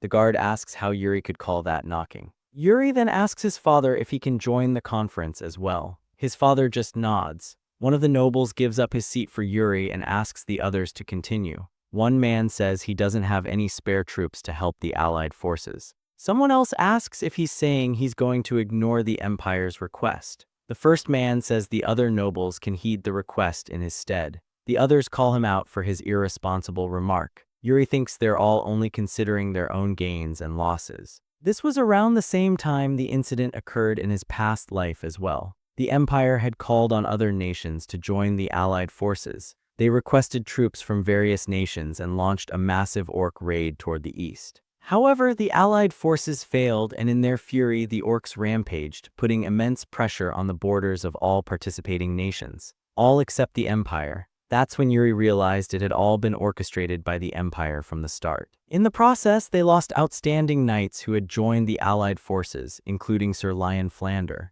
Yuri wasn't going to let things flow the same way again. The nobles are still debating, saying they aren't sending any troops, while others argue about whether the rest of the houses are sending their knights or not. Yuri tells them to stop. Everyone immediately looks at him as he says that he'll go himself. He stands up and declares that he's joining the Allied forces personally, asking others to show their sincerity as well and fulfill their duty as nobles, so the name of Brial isn't brought to shame. The king smiles. He had been wondering why Yuri suddenly joined the conference meeting, and now he understands. Later, while sparring with Bernard, his second brother comes looking for him. Gasping for air, he asks if Yuri is seriously heading to join the Allied forces. Yuri says that he is. His brother asks why Yuri would do such a thing, saying Yuri is royalty and doesn't need to go there. Yuri says exactly what his brother always says, that it's the duty of a royal. His brother says that today, he finally understands Yuri's mindset. He asks Yuri to come back safely, saying he'll protect the palace in the meantime. He runs off after saying that. Bernard asks if that was a brotherly bond. Yuri looks at Bernard and asks if he isn't going to worry about him. Bernard says Yuri should be able to return in one piece as long as he doesn't do anything too reckless.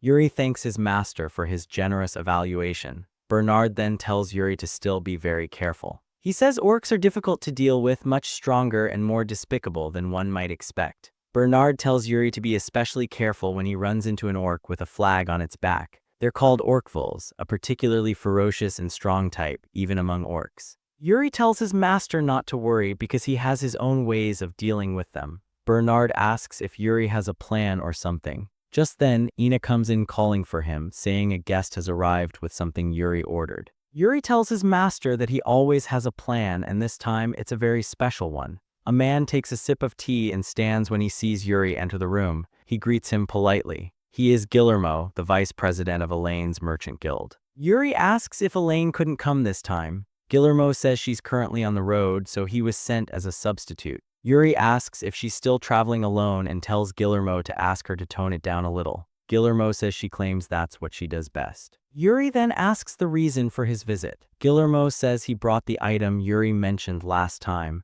Yuri says the merchant guild did a great job. Yuri receives something called the Elementarian. Guillermo asks if these things are really as special as Yuri said, since they just look like decorative daggers to him. Yuri says they're extremely valuable. He explains that they're artifacts imbued with ancient magic. The daggers suddenly start flying, startling Guillermo. Yuri says this is exactly why he wanted them. Guillermo asks if Yuri is moving them with his mana right now. He says he didn't realize Yuri was still this strong. Yuri asks if Guillermo thought he just messed around every day. Yuri suddenly notices something and goes quiet. Guillermo asks if something is wrong. Yuri says it's nothing. He asks Guillermo to send his regards to Elaine and to report on how the Empire branch preparations are going. Guillermo says he'll do as asked and excuses himself. Yuri leans back and asks someone to come out. Someone begins to appear from thin air. Yuri calls her Asuna and asks what happened to Goryo. Asuna says she sent him a warning as Yuri ordered. She says she left a message by his head while he was in bed. Yuri says it serves him right for trying to go after Elaine's money. Asuna then asks if Yuri is really going to join the Union army. He says that he is.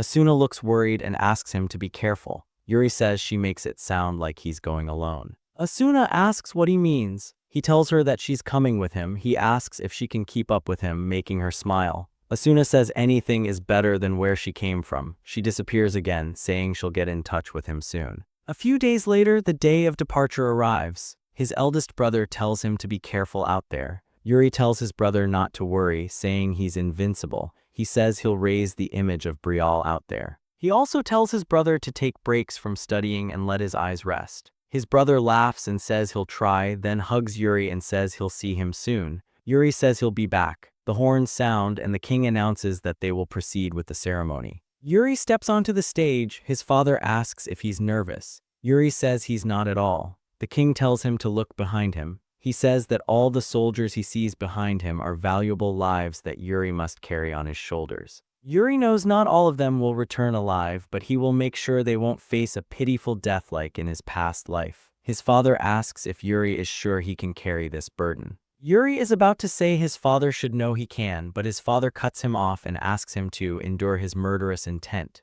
Yuri's body suddenly goes limp and doesn't move at all. He instinctively knows that what's approaching him is death. He would die if he tried to evade it, but could he reject it somehow? Of course he could. He uses his mana, draws his sword, and blocks his father's blade at the last second. His father says Yuri did a good job. He says this replaces the letter of departure. He says he won't drag it out and asks Yuri to just come back alive. Yuri says that he will. He then looks back at the soldiers, raising his sword. He declares that he is the third prince of Breakup, Yuri Breakup, and asks the soldiers to place their trust in him. Then he orders them to begin marching. Meanwhile, in a prison in a frontier town, a prison holding orcs, Count Sidor says that he will finally meet the third prince after 5 years.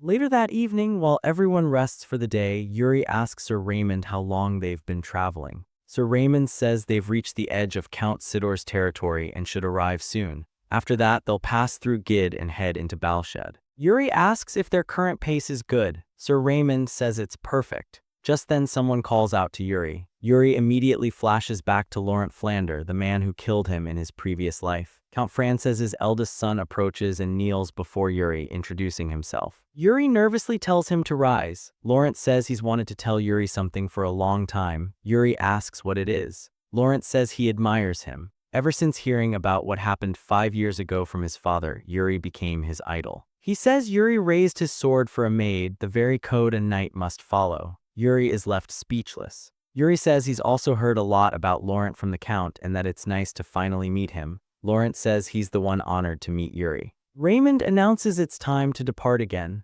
Yuri says he's ready. Sir Raymond quietly warns Yuri that Count Sidor isn't the friendliest man and asks him not to take it personally if the welcome is cold. At the frontline palace, banners greet Yuri. The Count himself stands at the front with his knights. Yuri remarks that it's quite the warm welcome. Sir Raymond looks just as surprised. Count Haim Sidor welcomes Yuri. Yuri thanks him for the reception. The Count says he admires Yuri for coming to the front lines at such a young age. He asks if Yuri has fought orcs before. Yuri almost says of course, but stops himself and says no, he's only studied them. He adds that most of his troops have never fought orcs either, so preparation is necessary. The Count says that's impressive and asks if Yuri would accept a gift. They head into the underground prison. The guards open the gates and remove the heavy bars. The Count tells them it's inside. Yuri and several knights step into the room and the door shuts behind them. Yuri asks what the Count is trying to do. The Count lights a torch and says there's no need to be afraid. Other flames ignite across the chamber. Yuri sees cells surrounding them, each holding an orc. The Count says they can call them captives for now. He explains they must learn everything to survive against orcs, their habits, instincts, anything useful for battle. Yuri asks if this is the gift he mentioned.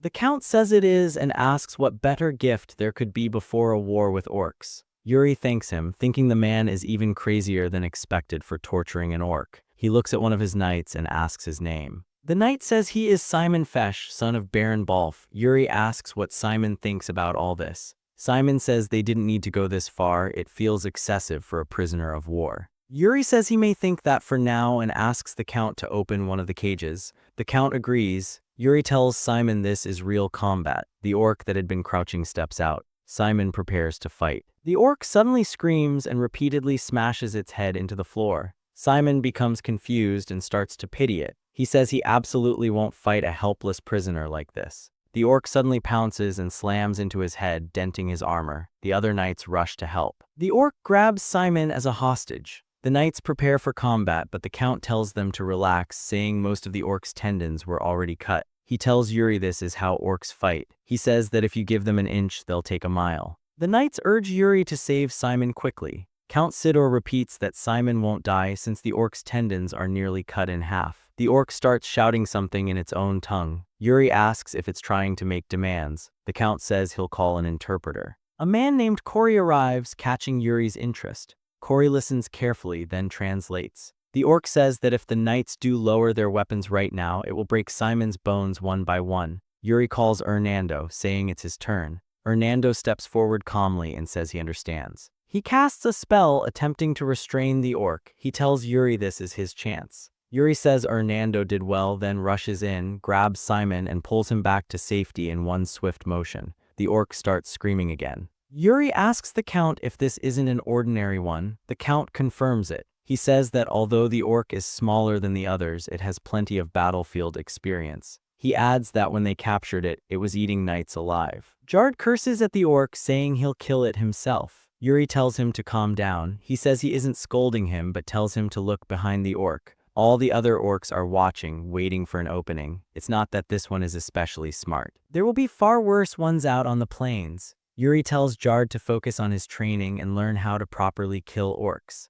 The knights move together to handle the situation. The orcs start throwing lamps at the soldiers, but Hernando blocks them with a mana shield. Sir Raymond charges in, cutting down an orc in a single slash. Another orc attacks Simon, but Simon blocks the strike and stabs it to death. Yuri tells them they did well. He says he knows it doesn't feel good. Most of it comes from fighting enemies who can barely resist. but this training will undoubtedly increase their chances of surviving the coming war. He asks his knights to show their gratitude to Count Sidor for the opportunity. The Count says they might think this goes against chivalry, but they must understand that those creatures are not worthy of their chivalry. He asks them to follow him, saying he has something else to show. He tells them what they've seen so far are mere imitations. Worse things happen in orc villages. What they are about to see are the results of what the orcs have done. Yuri already has a bad feeling. The Count reveals the half-orcs. Yuri says there are far more than he expected. The Count explains that half-orcs are rarely born, yet there are this many. He says the orcs capture humans for their entertainment, and these are the byproducts.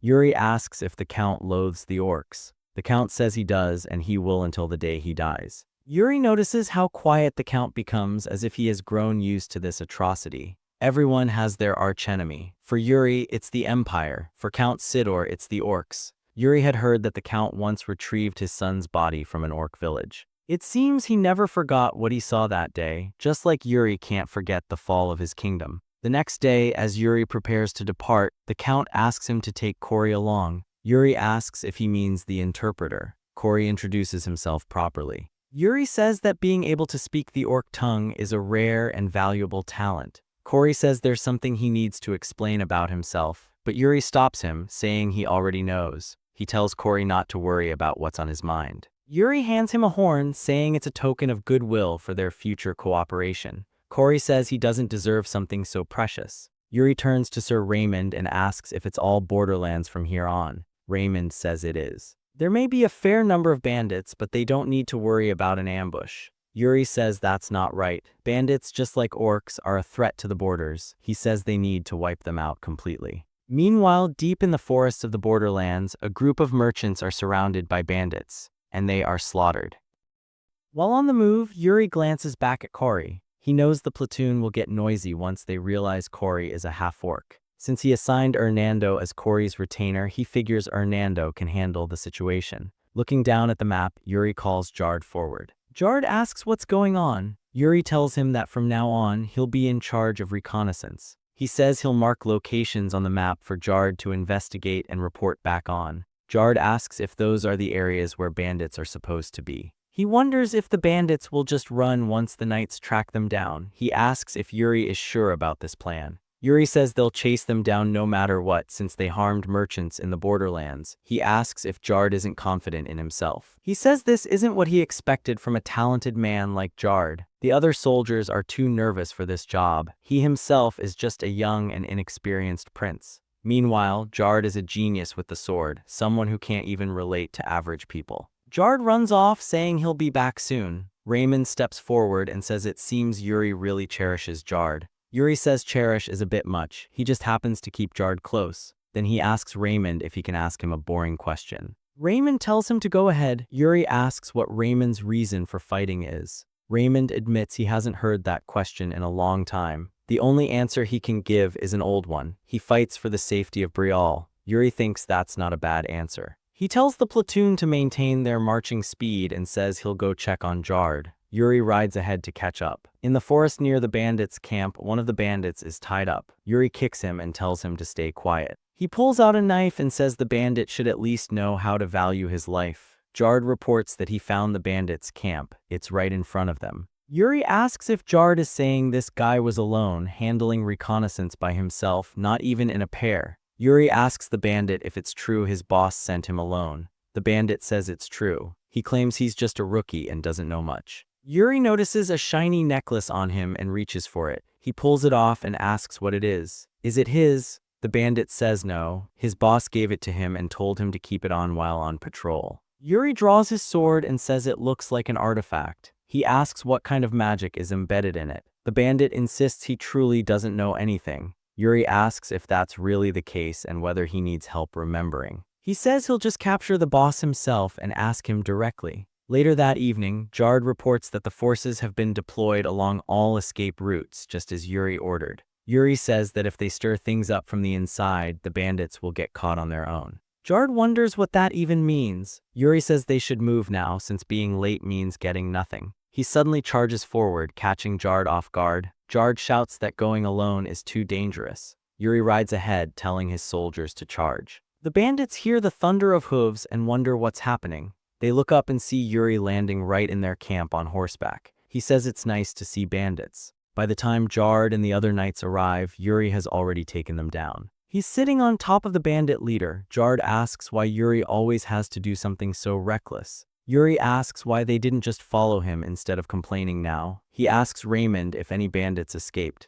Raymond says none escaped. They were completely annihilated and there were no casualties on their side. Yuri says that's good to hear. Now they can take the bandits' food and prepare a meal. Tonight's dinner is field-style skewered meat. Jard says he doesn't even want to smell that food. Yuri says that's the best part, it just means Jard hasn't tasted it properly yet. He says they'll spend the night there and resume marching in the morning. The bandit boss sees an opportunity and tries to crawl away. Raymond mentions that their next destination is Gid. Before reaching Balshad, Gid will serve as the rally point for the allied forces. He says they'll likely encounter another kingdom's army there since their routes overlap. Yuri kicks the bandit boss and asks which kingdom they're meeting. Raymond says it's the Holy Kingdom's army. Yuri says that's good for them, maybe they can get some free healers if they befriend the Holy Kingdom's forces. Raymond says he's not so sure. There's a rumor that the commander of the allied forces is the princess of the Holy Kingdom. However, she's in a weakened position in a power struggle. Because of that, it's said she's desperate to secure results. The rumors claim she'll do anything within the allied forces this time to gain power. Yuri asks if that's the case.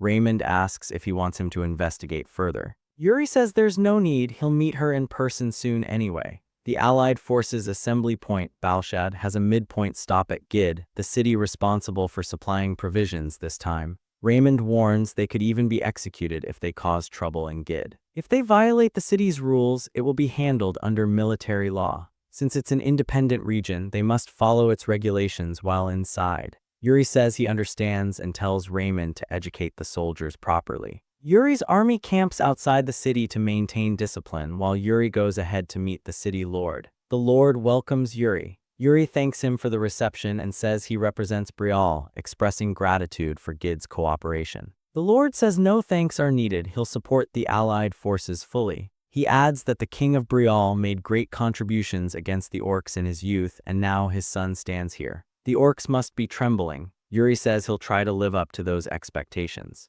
A servant enters and whispers to the Lord. The Lord tells Yuri the Holy Kingdom's princess has also arrived and asks if she may enter. Yuri says he doesn't mind. The princess walks in and the Lord stands to greet her just as he did Yuri. She is the second princess of the Holy Kingdom, Sibylla Arsaint. She immediately introduces herself to the Lord. He says it's an honor to meet her in this barren land. She then looks at Yuri and asks if he's one of the city lord's vassals, saying she has matters to discuss and asking him to leave. One of her escort knights calls Yuri insolent, demanding he stand and apologize for sitting in front of a princess. Yuri calmly says he is the third prince of Breaal. The room falls silent. He adds that although he may not look the part, he commands the troops. The escort stutters, trying to apologize. Yuri says he didn't expect Holy Kingdom knights of all people to judge based on clothing. Sibylla and her guards apologize. Later, once things settle, Yuri asks Sibylla if he really looked that shabby. She apologizes again and asks him to stop bringing it up. Yuri asks if he should. He then introduces himself properly and extends his hand. Sibylla says it's nice to meet him. Yuri asks her age. She says she's 20. Yuri says he's 18. A 2-year difference is basically nothing, so they're practically friends. There's no need for her to be overly formal. The city lord says they look great together and that forming friendships before fighting fierce orcs is good. Yuri asks if Sibylla agrees. She says she does. Yuri mentions he didn't see her troops on the way and asks if she arrived early. She confirms, saying her troops will arrive the next day. Yuri says he hopes nothing bad happens. Sibylla quickly replies that the Holy Kingdom's discipline is not in question and asks if he expects conflict involving her troops. Yuri clarifies he meant external conflict. Orcs sometimes appear inside the borders and even ambush despite their size. The city lord nods, saying orcs are sly creatures unfitting of their size. Yuri brushes it off, saying the Holy Kingdom's army probably won't have problems. He just suggests she stay aware. After the meeting, Hernando asks how the Holy Kingdom paladins were. Yuri says they're too rigid and their princess will have a hard time commanding them.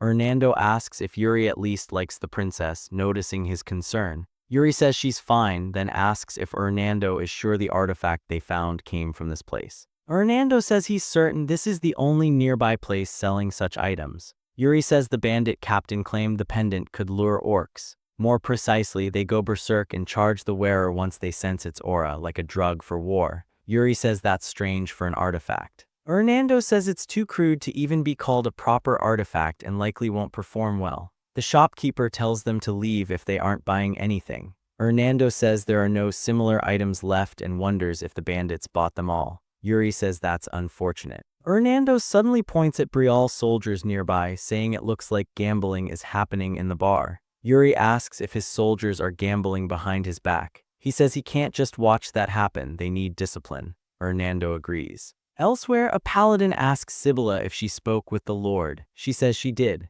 The vice commander of the Holy Kingdom, Fennec, says he heard rumors the Brial prince's prestige hit rock bottom. He wonders how such an eccentric person was put in charge. He says the Kingdom of Knight's reputation is just an old story now. Sibylla tells him not to speak badly of allies. He ignores her, saying Yuri dresses like a lowly mercenary and acts even worse. He says Brial might be short a prince by the time the orc raid ends. Sibylla tells him to stop, he's crossing the line. She asks about the main forces yet to arrive. He walks past her, saying there are no problems and everything is under control. Without dismissal, he leaves to patrol the city. Sibylla sighs. Later, inside a bar, Fennec notices a group and asks who they are. His escorts say they're Brial soldiers. Fennec says letting them roam the city like this is unruly. The escorts say they're gambling and seem undisciplined, fitting their commander. Fennec says he cannot ignore this as a paladin. He shouts at the Brial soldiers, asking what they think they're doing, gambling like this. He says he won't tolerate it even if they're from another kingdom and asks if they take the allied forces as a joke. Yuri grabs his shoulder and asks what he just said.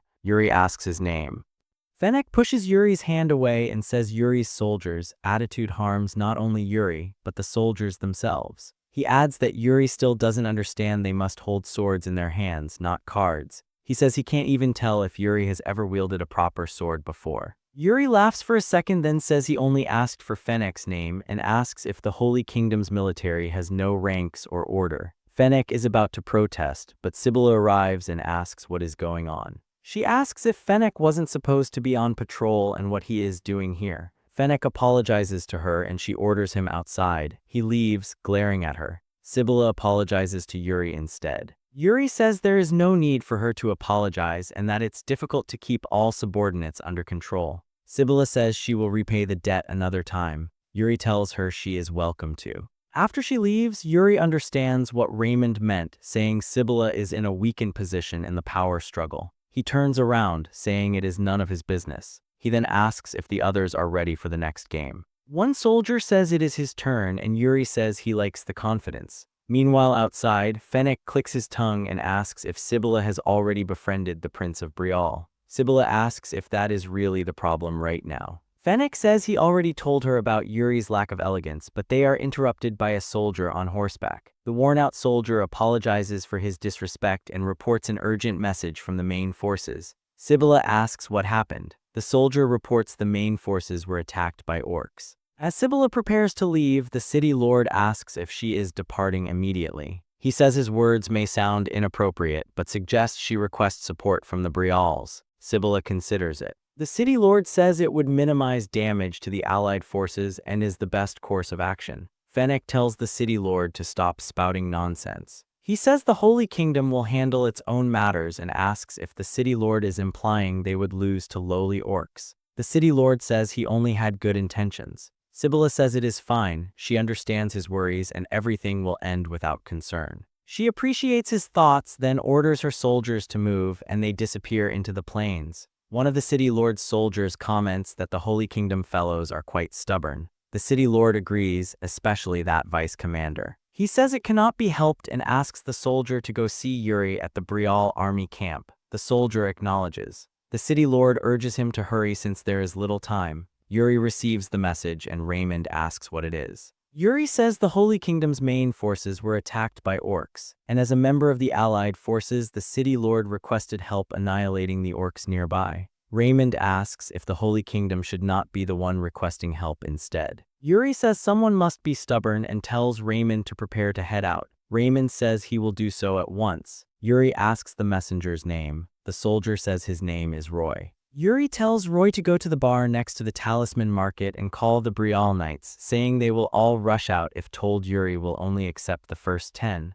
Roy immediately leaves to carry out the order. Yuri puts the letter away, dusts his hand, and says it is time for a night walk. On the way there, Yuri turns around and says everyone still looks a little tipsy. A knight says they are not tipsy at all. Yuri laughs and says that is good, but then looks at Jard and says he does not seem well. Jard insists he is fine. A little later, Lawrence steps forward and says he is once again deeply impressed by Yuri through this incident. He says Yuri not only forgave the paladins who insulted him, but also extended a hand to save them immediately. Lawrence says there is no need to stoop to their level now, and he is amazed at Yuri's profound insight to see the bigger picture. Yuri says it was nothing grand, while wondering if Laurent was always like this. He thanks Laurent for his loyalty. Yuri thinks it feels strange because Laurent is so different from his previous life, but then again he himself has also changed. Perhaps Laurent was influenced by that change as well. Laurent says he is grateful Yuri noticed his loyalty. Raymond suddenly reports they have spotted something ahead.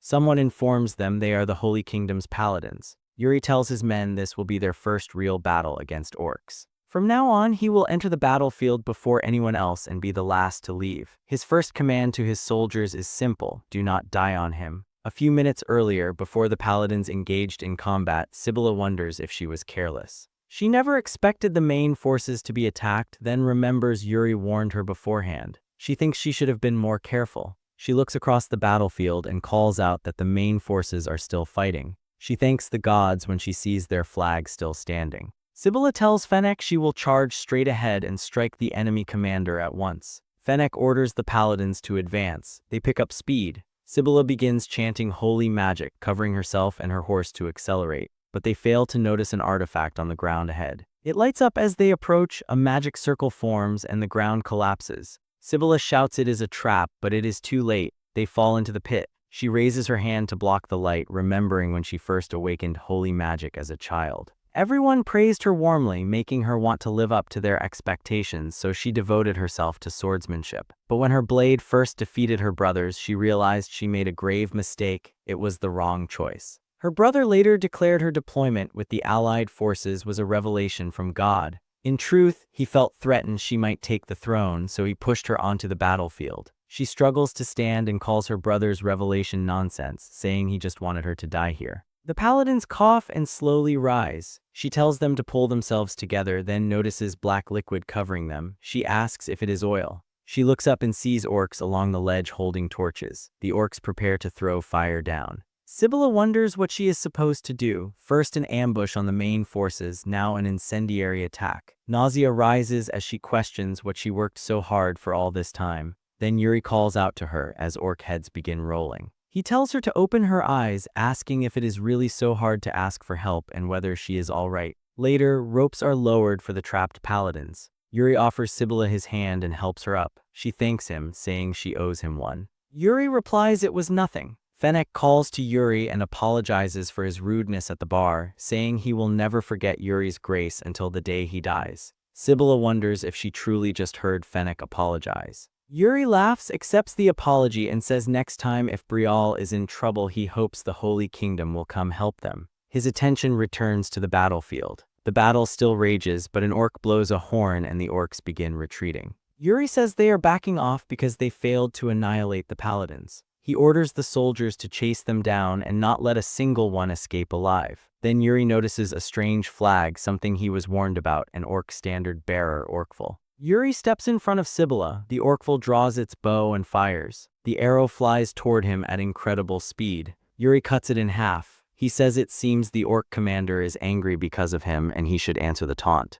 The orcs continue retreating and Yuri steps forward, saying he'll be back in a bit. Sibylla asks if he seriously plans to go alone. Yuri answers by dashing straight toward the fleeing orcs. One of them winds up and hurls a spear. It rockets toward Yuri's face. 5 years ago, Bernard told him about soul severance, how countless variables exist on the battlefield. Terrain, environment, too many to name. The key was expanding one's ability to respond through relentless training, but Yuri's soul severance was different. He could instantly grasp the entire situation around him, intuitively identify the most optimal path, and turn that path into a sword technique. Back then, Yuri asked Bernard to explain it in simple terms. Bernard only said, when the moment comes, you'll understand on your own. Your body will react first, guiding you to cut down the enemy most effectively. Now, the first spear grazes past Yuri's head. He immediately senses a second one coming. He kicks off the ground to avoid it, lands on the shaft midair, and uses it as a springboard to launch himself forward. He cuts down the orcs in an instant.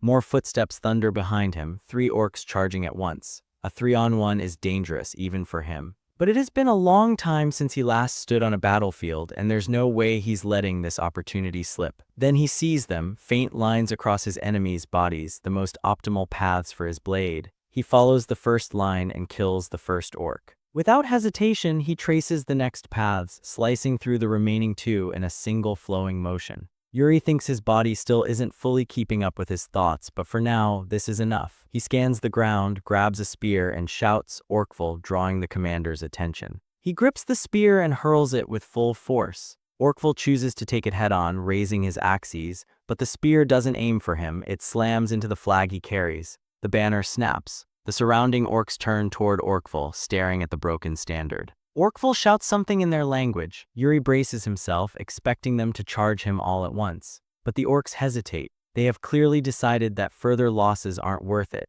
Yuri says breaking the flagpost was payback for the arrow earlier. Sibylla rushes over and asks if he's all right. Yuri says he's obviously fine, then adds that it looks like things are wrapping up. He asks her how it feels to claim their first victory as part of the Allied forces. Sibylla smiles softly and thanks him, saying it's all thanks to Yuri. In the distance, Orkvul smashes a tree in frustration as he retreats. Later that evening, back at the bar, a few soldiers crowd around Jard, asking if the rumors are true. Jard says Yuri dashed forward and literally snatched the torch thrown into the pit midair like it was nothing. He says it was insane. One soldier admits he had heard Prince Yuri had poor skills, so he assumed he was just some gambler living off card money. Laurent immediately shuts that down, saying those are baseless lies. He declares that the blood of Fior Brial runs strongest in Yuri. Then he proudly announces he can explain every single one of Yuri's achievements in detail. The soldiers laugh and say Laurent is drunk too, asking who let him have alcohol.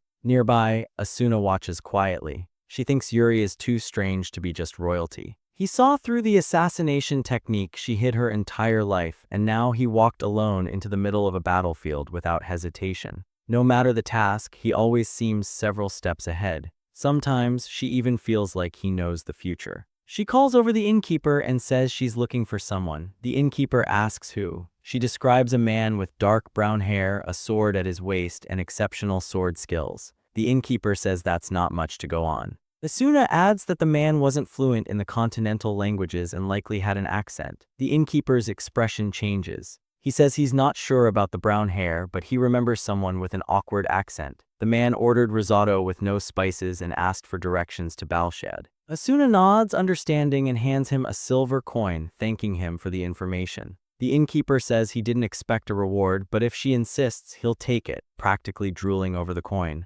Asuna knows Balshad is the Allied forces' assembly point. It seems the person she seeks is heading to the same destination as Yuri. She thinks she may need to move ahead of schedule to find him, one of the 10 strongest on the continent, the swordsman from the east. After the battle at Gid, the army moves to the next destination. Though they set up camps along the way, they prepare thoroughly, having learned from the Holy Kingdom's earlier mistake. Yuri says everyone seems used to their roles now. He admits he was worried he would have to start from the basics. Raymond says they have set up camps multiple times already. The soldiers' bodies remember what to do. Yuri says it's all thanks to Sir Raymond's leadership. Then he says he'll take a look around and leaves camp management to Raymond. In the forest, Yuri thinks it's oddly quiet for this many people. The chances of an ambush might be higher than he expected. He hears cursing nearby. A group of soldiers is bullying Cory, calling him a dirty half-orc. They accuse him of being a spy and deceiving Yuri. Cory insists it's not true, he would never dare.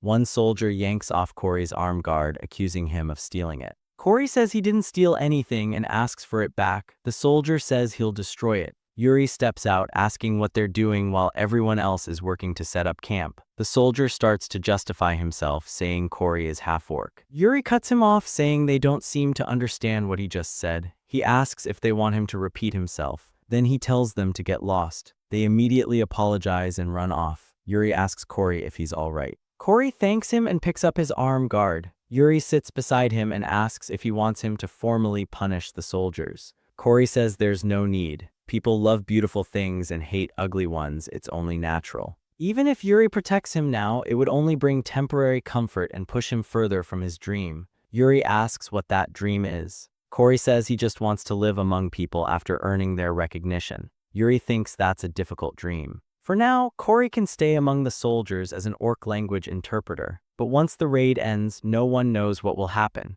Yuri places a hand on Corey's head and asks if he isn't studying under Hernando. Corey says he is. Yuri tells him to learn magic seriously. He'll need unique skills to survive among people. Later that night, inside a tent, Yuri asks how the preparations for a night ambush are going. Raymond reports that all supply depots are covered with flame-retardant cloth to prevent fire, and lookouts are stationed around the palisades and barracks. Jard asks if they really have to go this far. Yuri assigned more guards than usual. Yuri says they are in orc territory now. Nothing would be surprising here. There's a chance the orcs might use fire attacks again, just like they did against the Holy Kingdom. Suddenly, a soldier bursts in, reporting an urgent situation. The orcs have attacked. They rush out of the tent. The soldiers are already engaged in combat, and the situation is worse than Yuri expected. A barrel radiating an ominous aura explodes into a flash of purple light. Yuri asks if the orcs are using gunpowder now. Hernando says it's not gunpowder, it's sorcery, and the mana is twisted. Yuri calls it blatant and asks if they have countermeasures. Hernando says the orcs are likely throwing pre-made sorcery constructs. They just need to stop the ones throwing them. Yuri calls Jard and Raymond, ordering them to disperse and take command of their respective units. As for him, he's going to see the face of whoever is behind this flashy stunt. Yuri asks Hernando if he can trace where the sorcery is coming from. Hernando focuses for a moment, then points in a direction. Yuri doesn't hesitate. He dashes that way immediately. Ahead, he spots a flag. It's Orkvul, the same one. Yuri asks if Orkvul is the one casting the sorcery. The Orkvul answers by raising its axe, blocking Yuri's strike, then countering with enough force to shove him back. Yuri clicks his tongue internally. This one is ridiculously strong. Its movements are precise, disciplined, nothing like the other orcs. This isn't brute force, this is experience. He decides it's better to create some distance, even if he doesn't want to, but Orkvul doesn't give him the chance. The axe comes down toward Yuri's head. Yuri parries, swiping the blow aside with his sword. He admits to himself this orc is on a completely different level. As he thrusts forward, he mutters that maybe it's time to find out what the orcs are really capable of. Orkvul suddenly slams both axes into the ground. The earth shatters. Yuri is forced to leap back. He realizes the orc is using a mana method. He should have connected the dots earlier. If orc sorcerers can manipulate mana, then elite orc warriors might use it too. Yuri asks if Orkvul is part of an elite unit. Then he activates Soul Severance. Lines appear across Orkvul's body, but unlike the other orcs, these lines are faint, harder to read. When Orkvul strikes again, Yuri slips past the blow and drives his blade toward its neck, but Orkvul reacts instantly. It grabs the sword mid-stab, stopping it from going deeper, and channels mana into its throat to reduce the damage. The orc growls something as it forces the blade out. It swings with its other arm. Yuri yanks his sword free, slicing off Orkvul's fingers. But he's a fraction too slow. The counterattack lands, cutting into his shoulder. Yuri smiles. A mediocre attack like that won't work on him. He activates Soul Severance again. Both of them square up. They clash. Steel meets mana. The impact erupts into a massive explosion of force. When the dust settles, Yuri is still standing. Orkvul's axe is shattered. Orkvul itself is on its knees. Yuri looks down at it, raises his sword, and says it's over. He drives the blade straight into Orkvul's face, forcing it into the ground, then pulls the sword free. And yet, the orc is still alive. Since this one is clearly elite, it might know more than the others. Information like that is valuable. Several Breakup knights rush over, asking if he's alright, then freeze when they see Orkvul. Yuri says he's fine and asks about the state of the camp. They report that most of the enemies have already been dealt with. Yuri nods and orders them to gather all surviving orcs in one place and bring Orkvul along as well. From now on, they're going to start examining the orcs properly. Later that night, while healing Yuri, Hernando remarks that the shoulder is a body part prone to injury if it isn't stretched regularly. Yuri replies that Hernando already knows he got injured by an orc. Hernando raises a brow, asking if Yuri is saying orcs can toss him around like that. He finishes the healing and says it's fortunate the wound isn't serious. Yuri says they should begin the interrogation. Hernando stops him and asks the soldiers to bring something. They carry a chair onto the stand. Hernando proudly declares that Yuri should interrogate while sitting on a proper field commander's chair. Yuri asks what that even means. Hernando says a commander must always look majestic. Yuri suppresses a smile, saying he won't refuse since they already brought it. He sits down and admits it's quite comfortable. Then he clears his throat and announces the interrogation will begin. He orders the first prisoner forward.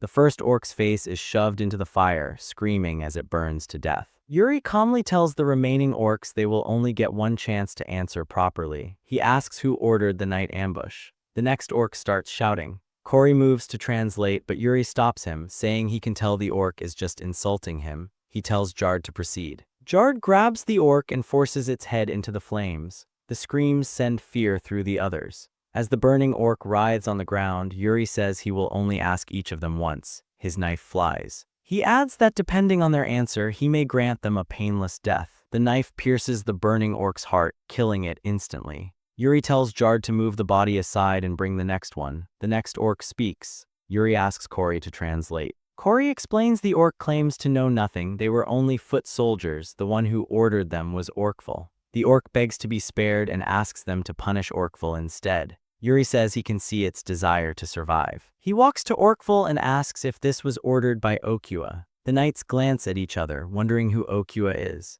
Okua is the king of the orcs, the reason the allied forces were formed, and the one who slaughtered countless knights in Yuri's past life. Someone they must eliminate at all costs. Cory says Orkful asks if Yuri will spar him if he answers honestly. Yuri agrees. Cory translates, then adds Orkful demands Yuri swear an oath. Yuri asks what he means. Cory explains breaking an oath during a duel would disgrace a warrior's honor. Yuri remarks that Orkful must have fought many humans before, strange for an orc devoted only to strength to speak of honor. He agrees to the oath. Jard tries to stop him, asking what they plan to do after releasing the orc. Yuri tells Jard to calm down. He asks again if it was Okua's order. Cory confirms, more precisely the tribe leader relayed Okua's command. Yuri asks how they discovered the allied forces and their routes. Orkful says Okua has his own methods, knowledge Orkful himself doesn't possess. Jard asks if that means Okua predicted their routes and ordered the ambush. Yuri says that's correct and likely how the Holy Kingdom was attacked earlier. He asks one final question. How strong is Okua? Orkful bursts into laughter. Cory translates, even a dozen Orkfuls together wouldn't stand a chance. Okua is stronger and fiercer than any being in the world. Yuri says that may be true, but Orkful should remember something. Humans are far more vicious and cunning. He pulls out the pendant that drives orcs into madness. Orkful breaks his bindings. Yuri warns that attacking now would mean Orkful is the one breaking the oath. He had planned to honor it once the knights gathered. Orkful charges anyway. Yuri smirks. He says it's unfortunate Orkful dared speak of honor when he himself was unworthy of it. The knights surround Orkful. Yuri turns away and orders them to kill him.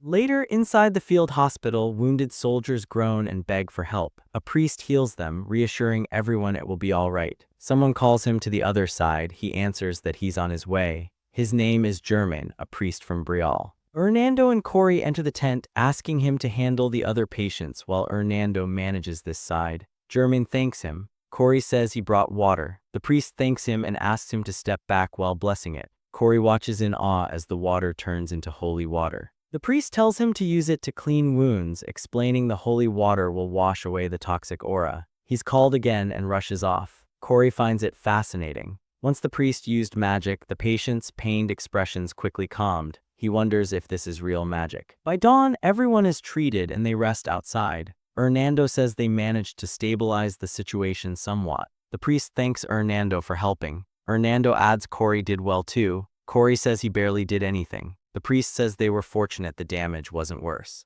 Hernando replies that's because this was before the real battle. The priest admits things will likely be far worse later. Hernando says he thinks the process won't be so bad. The priest asks what he means. Hernando points to the soldiers. Even after a dangerous battle, they help each other and tend to wounds together. He casts magic into the sky, colors spreading above them. Hernando says maybe their magic can at least give strength to the soldiers' hearts. After seeing it, Cory asks Hernando to teach him magic. Hernando says he hasn't heard that in a while and asks why the sudden interest. Cory says Yuri suggested it and magic makes people smile. He wants to do the same. Hernando says a half-orc using magic for others would be pretty cool. Later that day, near Balshad, a soldier approaches Yuri saying Imperial Knights have arrived and wish to meet him. Jard asks if he plans to meet them. Yuri says he must since Balshad is right ahead and they came for him. He asks the soldier to guide them. The knights greet him, saying it's an honor. One introduces himself as Rapio Ardum, second son of Count Xenon.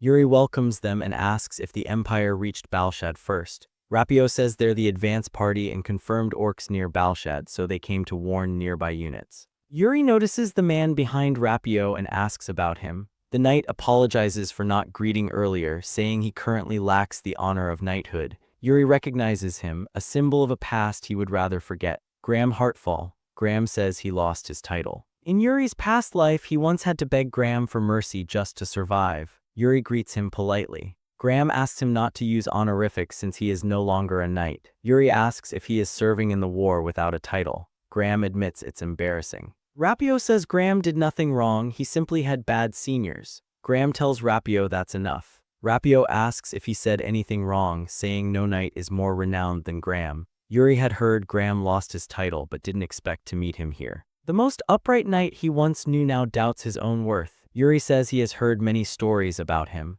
Graham says there's no need for flattery. Yuri says he's been wanting to ask him something. He asks if Graham would like to join Brial. Although he loathed the Empire's knights, Graham was different. In his past life, Graham spared him and let him go. Yuri was sure Graham paid the price for that alone. Yuri says Brial would treat him well and asks him to consider the offer. Graham apologizes and says he cannot. Yuri replies there is no need to worry, he respects his choice. Soon they arrive at the city, the assembly point of the Allied forces, Balshad. Yuri says the place is much larger than he expected. Hernando agrees, saying it is impressive for a city in the middle of a plain. Yuri guesses the Duke of Balshad must have had generations of mages to build walls this massive with magic. Hernando confirms their family has produced outstanding mages for generations, then warns Yuri he will get devoured if he lets his guard down around the mage Duke. Yuri wonders if the Duke is some stuck-up geezer, saying they will find out soon enough. Inside the manor, they are welcomed to Balshad. A woman introduces herself as the Duke of Balshad, Mary Rose Intre. Yuri asks if it was not supposed to be an old man. Hernando says the generational shift must have happened recently. Mary Rose says she is pleased to meet the Knights of Brial. She sits beside Yuri and asks if he is the third prince. Yuri nods, saying he commands the soldiers. Mary Rose says he is quite handsome as she heard, then asks his age. Yuri answers 18. She leans closer and says she is only 4 years older. They may have much in common to talk about. Yuri says he is not so sure. Yuri thinks Mary Rose knows exactly how to use her beauty, charming smiles to sway people, and he has bad history with people like that. Regardless of her intentions, he cannot view it positively. Yuri says age does not matter. If two people share values, they can be friends regardless of background, age, or gender. Mary Rose asks if that is how he thinks. She suddenly stands and asks for the attention of the Knights of Brusen. She introduces Yuri as their esteemed guest, the prince of the nation of knights, Brial. She says they will fight together against the same enemy, so they should get to know each other. Jard whispers to Hernando, asking why she suddenly said all that. Hernando says there is probably no big reason, she likely just enjoys making friends. Jard asks if Brusen is not a small nation on the outskirts of the continent. Yuri says it is, and because it borders the ocean they have many sailors, stubborn and strong. A man approaches Yuri and introduces himself as Jonathan, commander of Brusen. He asks to pour him a cup. Yuri thanks him. Yuri says this is unexpected and asks if that drink is truly wine. He smirks and says such fine liquor does not suit a rural place like Brusen, but it is nice they are aware of quality. One knight asks if Yuri is mocking them for being from the countryside. Another tells his friend to let go, saying Yuri is looking down on them. Jonathan calms them and asks if he should take Yuri's words as a taunt toward Brusen. Yuri asks what they would do if it was. Do they expect an apology for disrespect? Jonathan says none is needed. He says there are two possibilities. Either the third prince of Brial is a rowdy scoundrel as rumors claim, or Yuri is testing whether they are worthy allies. A knight asks how he could test them and asks the captain to step aside so he can educate Yuri. Yuri stands and says nothing is more dangerous than an untrustworthy ally on the battlefield, asking if they can prove themselves. Jonathan says they will. A knight proves worth through the sword. Mary Rose claps once to get attention and offers to guide them to the training grounds. At the training grounds, two knights stand facing each other. Yuri, Maryrose, and Jonathan watch from above. Maryrose asks if Yuri picked this fight deliberately, crude but entertaining. Yuri asks if she is pretending innocence, saying she set this up first. Maryrose replies Yuri exploited it without hesitation. Although proving Bruson's skill matters, Yuri has something else to confirm. In the future, one of those men will receive a title granted only to the continent's strongest, like his father, one of the 10 strongest. A Bruson knight will be on that list, so it would not hurt to know in advance. The knights introduce themselves. Bruson sends Prion, Yuri sends Laurent first. Prion says his respect ends here and they should enjoy the duel. Laurent says he looks forward to learning from the match. Being one of the strongest on the continent was practically a certification, a walking deterrent in the middle of endless wars. If Yuri could build ties with those who had promising futures, it would become a massive asset later. And traditionally, a man's friendship begins with a fight. Laurent's opponent says he has heard Laurent's name many times. He mocks him, asking if he is just a genius with tournament trophies or a noble who only won ceremonial games. He says Laurent's swordsmanship looks like that of a typical noble. Laurent suddenly disappears from sight and appears behind him. The opponent thinks Laurent's movements are textbook, too obvious. He swings, claiming the first win. Laurent remains calm. His next move makes Jonathan rise from his seat. Yuri says it went exactly as expected. Laurent wins the duel. Yuri smirks, thinking Laurent normally never shows an opening, yet this time he deliberately exposed his shoulder to bait the attack. The moment Prion struck, Laurent twisted his wrist to neutralize the force, shifted his center of gravity inward, deflected the blow, and flowed straight into the next motion.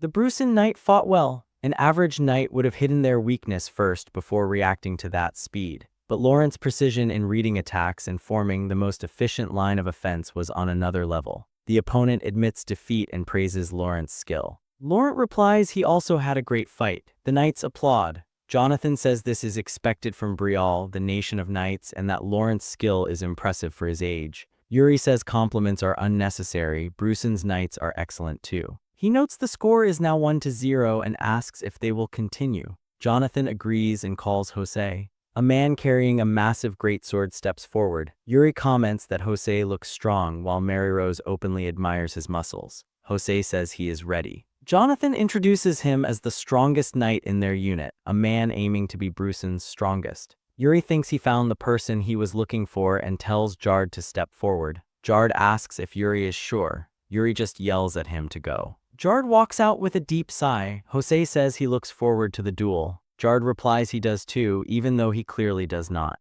Jard thinks this is bad no matter how he sees it, fighting someone obsessed with victory. Jose says Jard looks like the cautious type and offers to attack first. A strange sensation hits Jard as Jose swings down with an overhead strike. Jard tries to block, realizes he cannot, and barely dodges at the last second. Jose keeps swinging, blades passing right by his head. Jose asks if Jard really has time to relax while relentlessly attacking. Yuri observes Jose's strength rivals an orc while maintaining excellent technique, and he uses a wide variety of movements. Yuri is certain now this is the man he was searching for. Jose eventually grabs Jard and slams him to the ground. The duel ends. Jose praises Jard for lasting so long. Jard says he learned a lot and is just glad it is over. Yuri announces the score is now 1-1 and ends the spars. Maryrose asks if it is fair to say they now know each other. Yuri agrees, saying trust between allies is crucial on the battlefield. Maryrose says she is a little disappointed and places a hand on his shoulder, pointing out that he eagerly learned about Bruson yet seems to avoid learning about her.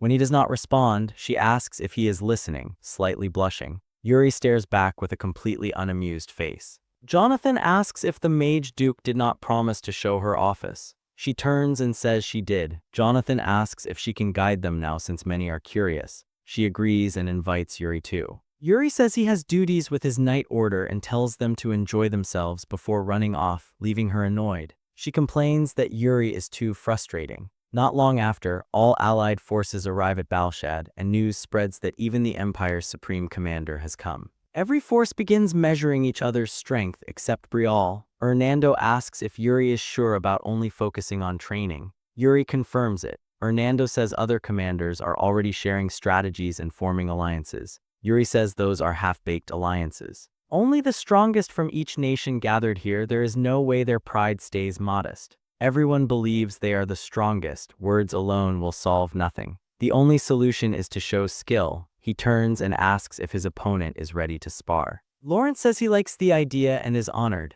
Yuri tells him not to hold back. Lawrence says he never planned to. Yuri notes Lawrence's mana is extremely pure, making him a perfect training partner. Lawrence dashes forward. Yuri blocks. Lawrence stomps and thrusts his sword, multiple mana blades flying toward Yuri. Their trajectories are razor precise, leaving no room for error. Yuri remembers Lawrence was always like this, even when killing his blade stayed pure, as if cutting away emotion itself. That is why Yuri must imagine a future where he entrusts his back to Lawrence and in return stand before him as well. After clashing repeatedly, Lawrence jumps back and immediately re-engages. Soldiers gather to watch. Jard asks if they really have to be this brutal in a spar. Someone praises Yuri's incredible skill behind him. Jard turns and sees Jose. Jose asks Yuri for a request. He wants to spar him too. Yuri agrees and even lends Jard to him. Jose drags Jard away. Lawrence thanks Yuri for the opportunity to learn. Yuri says it was no problem and looks forward to the next spar. After Lawrence leaves, Yuri sits under a tree and asks Asuna if she found anything. Asuna says his skills seem to have improved. Yuri says they are more effective on open plains and asks about the foreigner investigation. Asuna reports she found traces in Balshad. The foreigner, one of the 10 strongest from the east, opposed Okua alone in Yuri's past life. No one knew why, but to Yuri, the enemy of his enemy is a friend. Yuri praises her work and says they must find the foreigner before fighting Okua. Asuna agrees. Yuri thinks they cannot delay because in the coming battle against Okua, the foreigner will be forced out of his place among the 10 strongest. Speaking of the strongest, the Emperor's half-brother and current supreme commander of the Allied forces, Ragnar Gustav Granzine, was someone Yuri had met in his previous life. Back then, when Yuri secretly went to see Yakatrina, the two slipped into a random room. Yakatrina whispered that they might get caught. Yuri told her she was worrying too much since no one was around. She said he would have to take responsibility if they were discovered.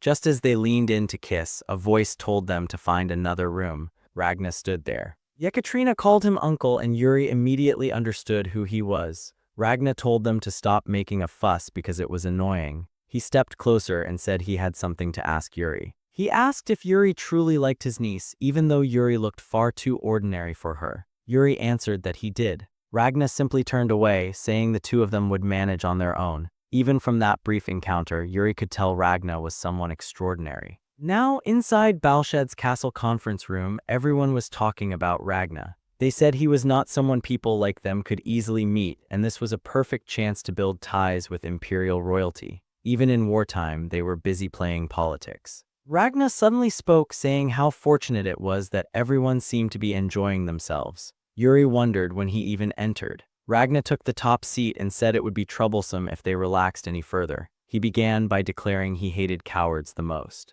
His Lionheart aura filled the room, a dramatic entrance. He warned that anyone who tried to run would be cut down by him personally. Otherwise, he would treat them as knights and reward them according to skill and achievement. He asked if anyone had questions. Yuri knew Ragnar's personality well and raised his hand. Ragnar told him to speak. Ragnar liked those who stood confidently, even if lacking skill. Yuri asked about the Empire's assessment of the orcs' strength. Ragnar first asked who Yuri was. Yuri introduced himself as the commander of the Breakup forces. Among confident people, Ragnar valued composure and ability the most. He said he had wondered about Yuri since arriving, and realized he was the one the Empire's second Prince Jorg mentioned. Ragnar stood and said it was a good question. They had confirmed an orc named Okua had appeared and unified the three great tribes. Okua's growth was reaching a threatening level, and the enemy vanguard had already set up camp around Balshad. The battle would begin in 2 days, the Allied forces' first engagement. Ragnar asked Yuri if he wanted to try serving as the vanguard. The room fell silent.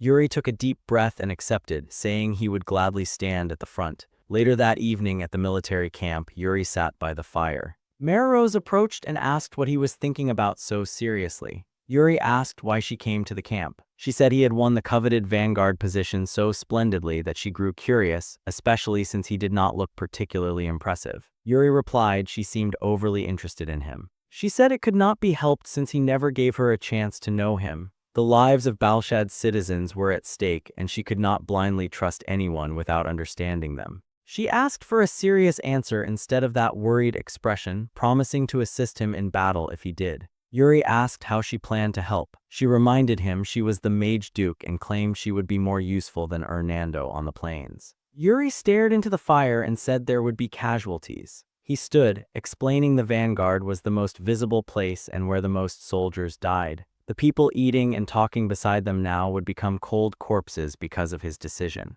He said he was not being sentimental, he just wanted to bear that weight properly. Mary Rose suddenly sprang up, saying his answer truly moved her. She stepped closer, admitting she disliked that he paid more attention to soldiers than to her, but as the Mage Duke she would help him in his first battle. Yuri took her hand, thanked her, and said he looked forward to it. A few days later, the first day of the Allied forces' battle arrived. Yuri's troops stood at the forefront as planned. He ordered his soldiers to prepare for battle.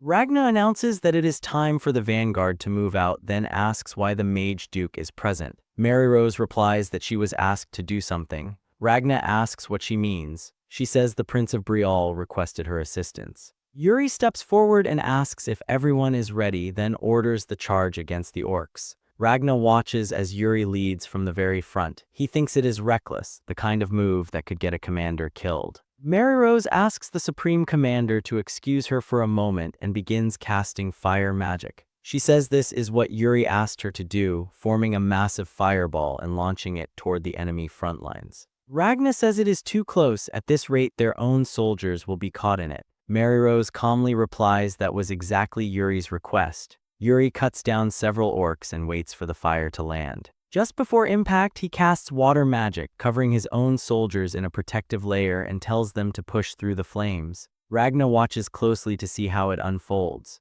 Yuri charges straight through the fire after the front line collapses. His troops follow, slicing through the enemy like paper. The orcs try to rally, but Yuri targets those attempting to take command, killing their momentum instantly. His immediate flanks are tightly guarded by his soldiers. Jose shouts that Breaal truly deserves the title of the Nation of Knights and tells his comrades not to fall behind. The Holy Kingdom's princess orders her knights to protect Breal's soldiers. Voices echo across the battlefield. The enemy formation has collapsed. Not a single orc should be spared. Ragna admits this is surprising. With the commander at the very front crushing the enemy, the soldiers' morale has peaked. On top of that, Yuri coordinated with the Mage Duke to bombard the enemy while shielding allies with water magic. Still, Ragna says it was too reckless and asks if the Mage Duke agreed to such a plan. Mary Rose says she tried to stop Yuri at first, just like Ragna, but in the end he executed it flawlessly. She asks if a man with a bit of madness is not impressive. Ragna replies that for the Allied forces' first battle, it was not bad at all. Later that evening, back in Balshad, Mary Rose sits in her room writing a letter. She remarks that it is wonderful the Prince of Breaal returned victorious. Suddenly, she asks who gave Hernando permission to enter her room. Hernando says she does not have to be so cold. He reminds her he was once her teacher and asks if she cannot at least ask how he has been. Mary Rose fires back, asking what kind of teacher abandons his student the way he did. Then she asks why he is here. Hernando says he came to check on his former student's progress, specifically her research on the transcendental interpretation formula. Mary Rose says she has made some progress. Originally, it was magic meant to link languages to understand meaning, and now she has succeeded in connecting it to ancient magic. Hernando asks her to inform him if she advances further. She asks why she should. Hernando asks if she is not interested in Yuri as well. He says it concerns Yuri's fate and offers to help. Mary Rose says Yuri's fate seems very important to him and reminds him that a grand wizard cannot interfere in human history. Hernando says he knows, but many people are already entangled in Yuri's fate. Even the Empire's Supreme Commander appears to be one of them. Meanwhile, at the Empire's command camp, Yuri is informed that he has been assigned a reconnaissance mission. The commander announces that tomorrow they will enter the Eastern Plains, territory ruled by the orcs. Ambushes are guaranteed, and the entire army must advance under maximum tension. Yuri calmly explains that the commander plans to form a detached unit, one that will protect the alliance formation during the march. Ragna smirks, impressed that Yuri caught on so quickly. Yuri nods, saying he appreciates the commander's confidence, but Breal's forces already took the vanguard in the previous battle. It would be fair to give another nation the spotlight this time. The commander shakes his head. Is he talking about those nations that constantly brag about being the best? He says he trusts only the skills he has seen with his own eyes. And what he has seen is Breakup delivering results. He would rather have Breakup at the front. Yuri pauses, then says he has another idea. A scroll arrives for Sibylla. During the march, the commander will receive support from a reconnaissance unit assigned to protect the main force. Jonathan reads further. The commander will not simply accept volunteers. He will hold a competition among the troops of each applying nation. Jose lights up, saying even the commander seems eager to watch a little competition unfold. Jonathan adds that the commander has no intention of placing mediocre troops in such a crucial position. He admits it has been a while since he felt this fired up to win. Hernando continues reading. The mission is to search for orcs along the marching route and cut off their right ears. Future mission assignments will be determined based on the results. Hernando glances at Yuri and asks if this was his suggestion. Yuri confirms it was. Since this is an order from the Supreme Commander, every nation will participate. And through this challenge, their true abilities will be revealed. No more empty boasting. Jard frowns, saying reconnaissance is very different from open warfare.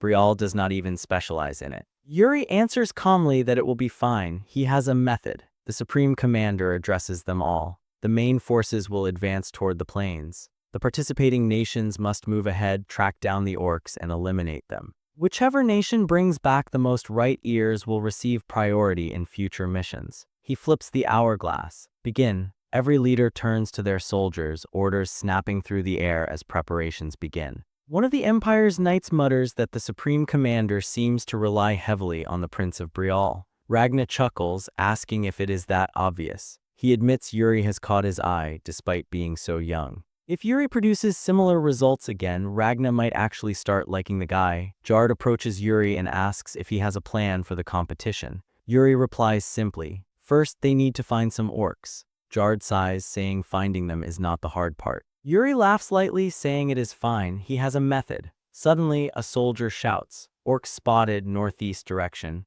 Yuri's eyes sharpen as he sees the approaching orc cavalry. He immediately pulls out the crystal necklace he took from the bandits. The moment the orcs notice it, they go berserk. They charge straight at him. Yuri tells his men to remember the objective. Secure the right ears, do not overextend. Then he slices apart the first orc and orders them to charge. Jard leaps from his horse onto an orc cavalryman, driving his sword straight through the creature's skull. The rest of the soldiers move swiftly, cutting down the remaining orcs with brutal efficiency. An orc commander arrives, roaring something incomprehensible. Yuri runs straight toward him. The orc commander raises his weapon. In the next instant, his head flies off as Yuri passes by. Yuri had prepared two things for this mission: the crystal necklace taken from the bandits and the enchanted knives he acquired from Aline's merchant guild. Jard reports that they have secured 10 ears already. At this pace, they can surpass the other nations. Yuri says it is not enough. He pulls out one of the knives. Jard asks what he means. Yuri throws the blade into the ground. A massive burst of mana erupts outward. Yuri declares that they will hunt down every orc in this area before returning. Soul Severance, a strange mana method, could become anything depending on the user's will. By imbuing a knife with earth magic and layering Soul Severance over it, he could spread pulsations through the ground. Through those vibrations, he could detect and recognize every creature crawling across the earth, even without seeing them. Later that evening, Ragna announces it is time. He will now confirm the results of the competition and asks each nation to submit their pouches of orc ears. He opens one pouch. Empty, he asks which nation it belongs to, then mocks them for aiming to join reconnaissance while achieving nothing. Pathetic. Several more empty pouches follow. Ragna sighs, saying so many nations could not even kill a single orc. The Brucin Knights step forward next and hand over a pouch with contents. Ragna counts 6 ears and calls it the best performance so far. Jonathan says they were simply lucky to encounter an orc scout unit. Ragna replies that luck is also a skill. Many die because they lack it. The Imperial Army presents their results next. 12 ears.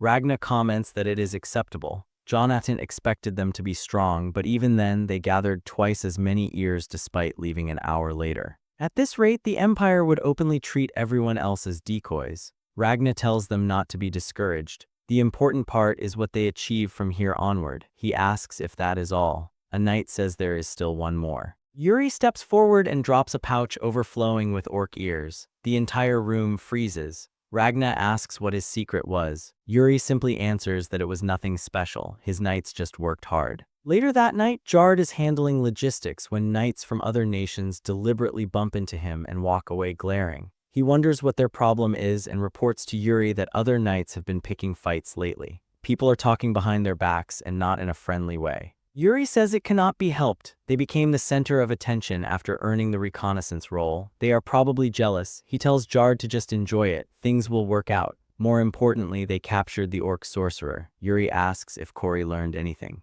The orc sorcerer screams something incomprehensible. Yuri asks what it said. Corey explains the word means black dog. There's a rumor among the orcs about a knight who tracks them like a dog. Yuri asks if they mean him. Jard struggles not to laugh. Corey adds the orcs consider it an honor to earn a title from their enemies. Yuri understands but asks why it could not have been wolf instead of dog. He suddenly turns to Jard and asks what he is laughing at. Jard looks away and denies everything. Yuri proudly declares his terrifying reputation has spread among them. Corey clarifies that the orcs specifically call him the Emperor's hunting dog targeting Okua's life. Yuri unconsciously releases killing intent. They called him the Empire's dog. Furious, he says he will interrogate the orc personally. Jard quickly stops him, saying he will kill them all at this rate. Yuri exhales and gives up for now. Corey then reveals new information. There is an orc barracks in the Gurung region led by Okua's direct subordinate, the Gurang tribe chief Kukui.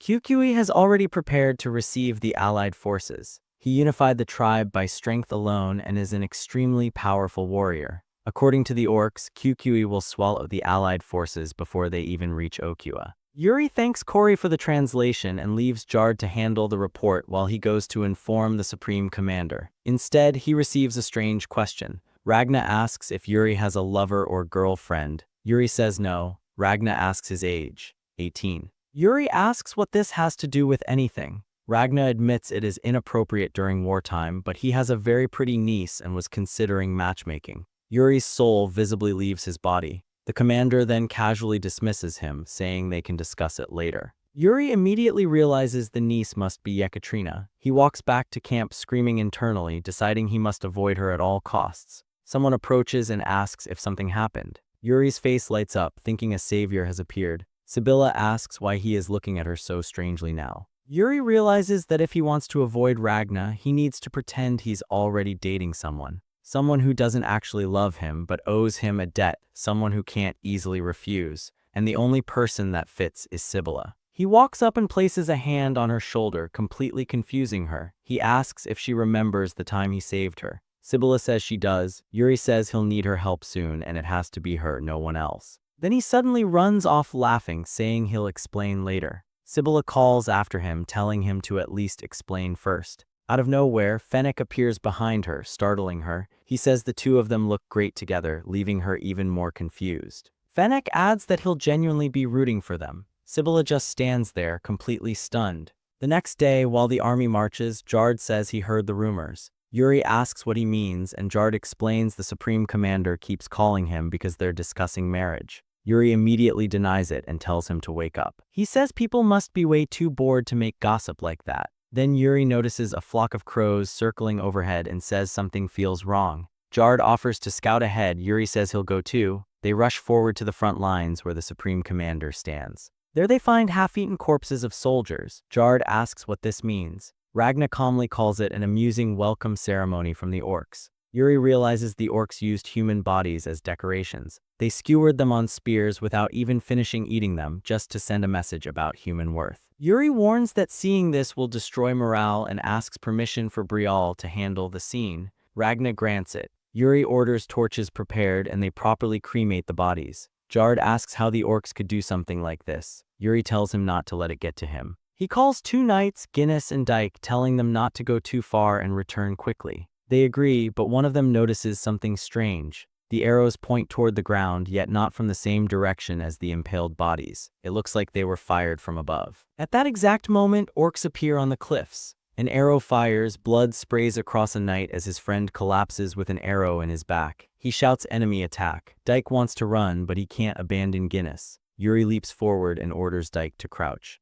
Dike obeys instantly. Yuri jumps off him, blasting the attackers away with magic. He says Guinness is still alive and tells them to request aid from the Holy Kingdom, mentioning his name. Yuri realizes the orcs were mocking them, backing off like they'd given enough warning, as if saying they could kill them anytime. He accepts the provocation but refuses to let them pass now. Ragna states an ambush from the cliff top is dangerous and there's no detour, so they must eliminate the hidden unit. He asks Yuri if he has a plan. Yuri asks if there's any other choice. He says he just needs the Supreme Commander's archers to pressure the ambushers so the orcs can't move. Meanwhile, the Breakup Knights will take the top of the rift.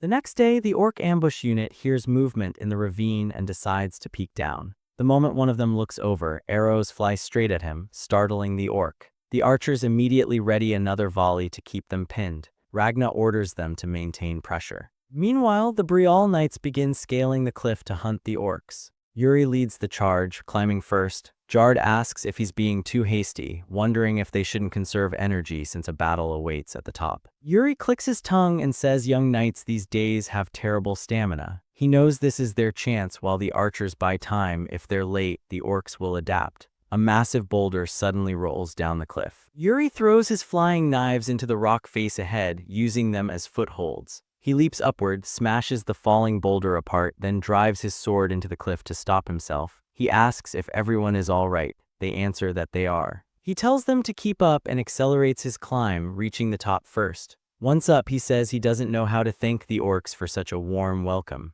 An orc calls him Black Dog in its language. Yuri replies they're correct, shocking the orc. He lunges forward and slices off its arm, taking a graze himself. The orc swings with its other arm. Yuri blocks and says the orc may think it only lost an arm, but now it can't put weight behind its strikes. He admits that makes things easier for him. He fights off several more orcs, cutting through their weapons. Another attacks from the side, forcing him to guard. He glances back at the cliff and asks how long his knights plan to slack off. Jard answers they're here. Jard and Laurent climb up together and instantly engage the enemy. After killing his opponent, Yuri says there's no time to catch their breath and orders a charge. The rest of the knights reach the top and join the battle immediately. Soon it turns into a full-scale fight. Below, Ragna hears the clash of steel echoing above. Later that evening, Jard reports that thanks to Brial eliminating the hidden unit, the main forces crossed the rift without casualties. Ahead lies Kirui's stronghold, Okua's subordinate.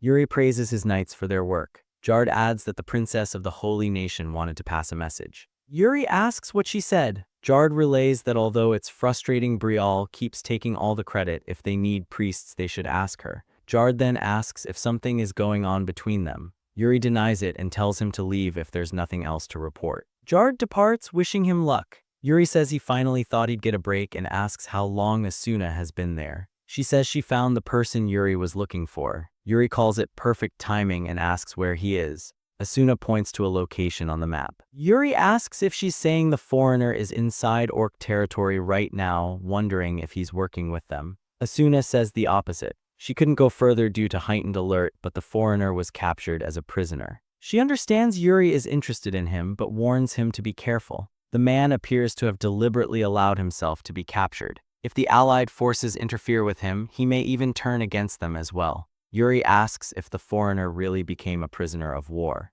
Asuna offers to go back and investigate again. Yuri says there's no need. In fact, it's better if he meets the man himself. He knows the only thing the foreigner wants is Okua's head, and as long as they share that goal, persuasion is possible. Yuri tells Asuna to infiltrate the orc barracks as soon as the battle begins tomorrow and keep an eye on the foreigner's condition until he arrives. He notices her expression shift and asks what's wrong. Asuna says that if Yuri plans to meet the foreigner personally, she wants to accompany him. The man is dangerous, she says, and she will protect Yuri. Yuri suddenly stands, telling her he didn't hire her to be his bodyguard. He can protect himself. Asuna pulls her hood up, biting her lip, and says she understands. Yuri awkwardly looks away, grabs some sweets, and asks if she wants a late-night snack before leaving. They're really good, but she's already gone. Later that night, Jard is bragging to the junior knights about the time they met the Death Knight. He claims he stood at the forefront to protect Yuri. Yuri quietly eats his sweets, wondering how Jard lies so confidently. He clearly remembers Jard lying flat on the ground until Yuri kicked him awake. A junior knight asks Yuri if Jard's story is true. Yuri says it is and that Jard did his best. The juniors are impressed, asking how Jard could even think of facing a terrifying Death Knight. Jard says a Death Knight is tangible. If he can hit it with his sword, he can fight it. The truly terrifying enemies are the ones you can't cut down, like ghosts. At that moment, Yuri notices something moving strangely nearby, an orc. He instantly stands and orders everyone to raise their swords. Jard asks what happened. Yuri says there was an orc right behind them a second ago. Jard looks and sees nothing, asking if Yuri is just tired. Yuri insists the orc is right there, asking how Jard cannot see it. The orc realizes it's been spotted and tries to run. Yuri chases after it, saying they must catch it. He realizes only he can see it, a scout that cannot be perceived. Using his mana method, he refuses to let it escape. The orc suddenly turns and a shadowy power strikes Yuri. He instantly erases it with his mana, feeling an impure aura spread through his body before shaking it off. He wonders what that was. Later, he speaks with Hernando. Hernando says an invisible avatar sounds suspicious. Yuri agrees, it's serious. The enemy is right under their noses, yet no one can see them. That's why he came to the royal family's renowned personal mage this late at night, only to find Hernando busy gambling with soldiers. Hernando casually suggests the orc likely covered itself with sorcery to remain undetected, and Yuri's sharp senses allowed him to spot it. Yuri says the real issue is that it's a variable in tomorrow's battle and asks for countermeasures, like the massive fire bomb Maryrose once used. Hernando explains that was only possible near Balshed, and such blatant magic could easily be interrupted. Yuri asks what's suspicious about the sorcery. Hernando says he can't be certain, but it feels like forbidden power, possibly mixed with black magic. Yuri asks if that's dangerous. Hernando says not to worry. The magic tower has already studied it, and if they respond quickly, they can counter it. He'll prioritize dispelling the enemy sorcerer's tricks. Yuri says he's counting on him. Then he leans in and says he's only letting the gambling slide this time, and next time, Hernando better invite him. Hernando nods. The punished soldiers start laughing, realizing Yuri is only upset because he wasn't invited. Meanwhile, in the orc camp, inside a war tent, an orc delivers a speech to a group of orcfuls. At the front sits an orc clad in bone armor. The same sorcerer who spied on Yuri steps forward and casts black magic, surrounding the orcfuls in a sinister aura. The armored orc gives an order. The next day, at Kirui's camp, a full-scale attack begins. Yuri orders his forces to charge as usual. They rush straight toward the enemy camp. Orc archers line the walls and rain arrows down. Yuri orders a retreat to evade the volley, though some soldiers are struck. He tells his men to keep advancing. They are the bait. While the archers focus on them, the main army will break the gates. The Empire's forces push a battering ram forward without resistance, smashing open the front gate and flooding inside. Yuri sees the archers stop firing and orders his men to halt. It sounds like the main army is already engaged. Their role as bait is complete. Time to join the fight. Jose asks if they really need to return to the front. With the gate under attack, the orcs must be distracted. Wouldn't attacking from the rear break them faster? Yuri says it's a great idea, but they don't have a battering ram and the rear walls are built purely for defense, reinforced by solid barriers. Jose grins and says they don't need siege weapons for mere walls. He steps forward, drawing his greatsword. He says he'll handle it. Yuri thinks it would be incredible if Jose succeeds. Jose activates his mana method and swings downward. A literal tsunami of mana slams into the wall, blasting it open from the rear. The orcs stationed in the backlines start screaming. Yuri's forces flood through the breach. Yuri calls it impressive. After cutting down the few orcs guarding the rear, he orders a full slaughter. They vault over smaller fences, and Yuri tells his men to engrave humanity's fear and Brial's power into the orcs' souls. Jard dashes through, slicing the tips off orc spears as he passes. Yuri notes Jard seems unusually excited. Laurent declares he'll join him. He leaps from his horse and cleaves an orc cavalryman in half, shouting it's for Brial. Jose laughs that Brial's soldiers are stealing all the glory again and they can't lose, cutting down orcs on his end as well. Soldiers report the enemy defenses thinning. The momentum has shifted, yet Yuri finds it strange they haven't seen the enemy's main force. The main army should already be inside by now. Suddenly, a group of orcfuls arrives on the backlines and immediately starts tearing soldiers apart. Jard asks why there are so many. One orcful charges at him, catching him off guard and attacking. Yuri blocks the orcful's axe and tells Jard to get it together. He asks if Jard plans to die after telling his heroic story only once. He orders Jard into stance. They push the orcful back, then pass each other and strike together, killing it. As the orcful collapses, Jard apologizes. Yuri tells him not to drop his guard again. Yuri's eyes fall on an ominous army tent. There is definitely something more inside. An orc steps out, a severed head hanging from its hand, leaving a sea of corpses behind inside the tent. The same orc clad in bone armor. The soldiers shout that the enemy formation is broken and urge everyone to push the orcs back. Yuri asks Jard if he sees it. Jard nods and asks if they're heading for the tent. Yuri says they are. Jard wonders if the main forces already encountered whatever is inside. Yuri says they can only hope they're not too late, maybe they're still holding on. Suddenly, a soldier is hurled out of the tent. They dodge as the body flies past and smashes into the wall. An orc steps out and immediately leaps forward. It shoots past them toward the nearby soldiers. Yuri warns them to dodge, but the orc spins its axes, slicing every soldier around it in half. After slaughtering them, the armored orc slowly looks back. Yuri orders all soldiers to fall back, saying he won't hold back against that thing. He walks forward. Jard calls out to him, but Jose stops Jard, saying Yuri probably can't hear him anyway. Jose says he'll fight alongside Yuri and tells the regular soldiers to stay away. Yuri and the armored orc clash, both pushed back. Yuri realizes that if even one strike lands cleanly, he's finished. Jose steps beside him. Yuri asks what he's doing. Jose says Yuri looked like he needed help. Yuri thanks him. Jose understands the look Yuri has, like someone standing at the edge protecting what matters, fear already cast aside. Yuri activates his mana method. Jose recognizes what that means. The orc taunts them. Yuri and Jose nod and charge together. The orc blocks Jose's swing. While it focuses on Jose, Yuri leaps from behind. The orc suddenly turns, grabs Yuri, and throws him away. Still, Yuri leaves a cut on its hand. He spits blood and smirks, asking if that scratch is annoying enough. He says their knights will wipe out the proud orcful unit and asks how long it thinks it can handle both of them. They attack together again. The orc stops both strikes and roars. Black clouds instantly cover the area. Jose asks what's happening. A strange energy fills the air and the orc becomes wrapped in it. Yuri realizes what it is and tells Jose to fall back immediately, but the orc slices Jose. Yuri shouts his name and tells him to dodge. Jose refuses to go down, blocking the strike.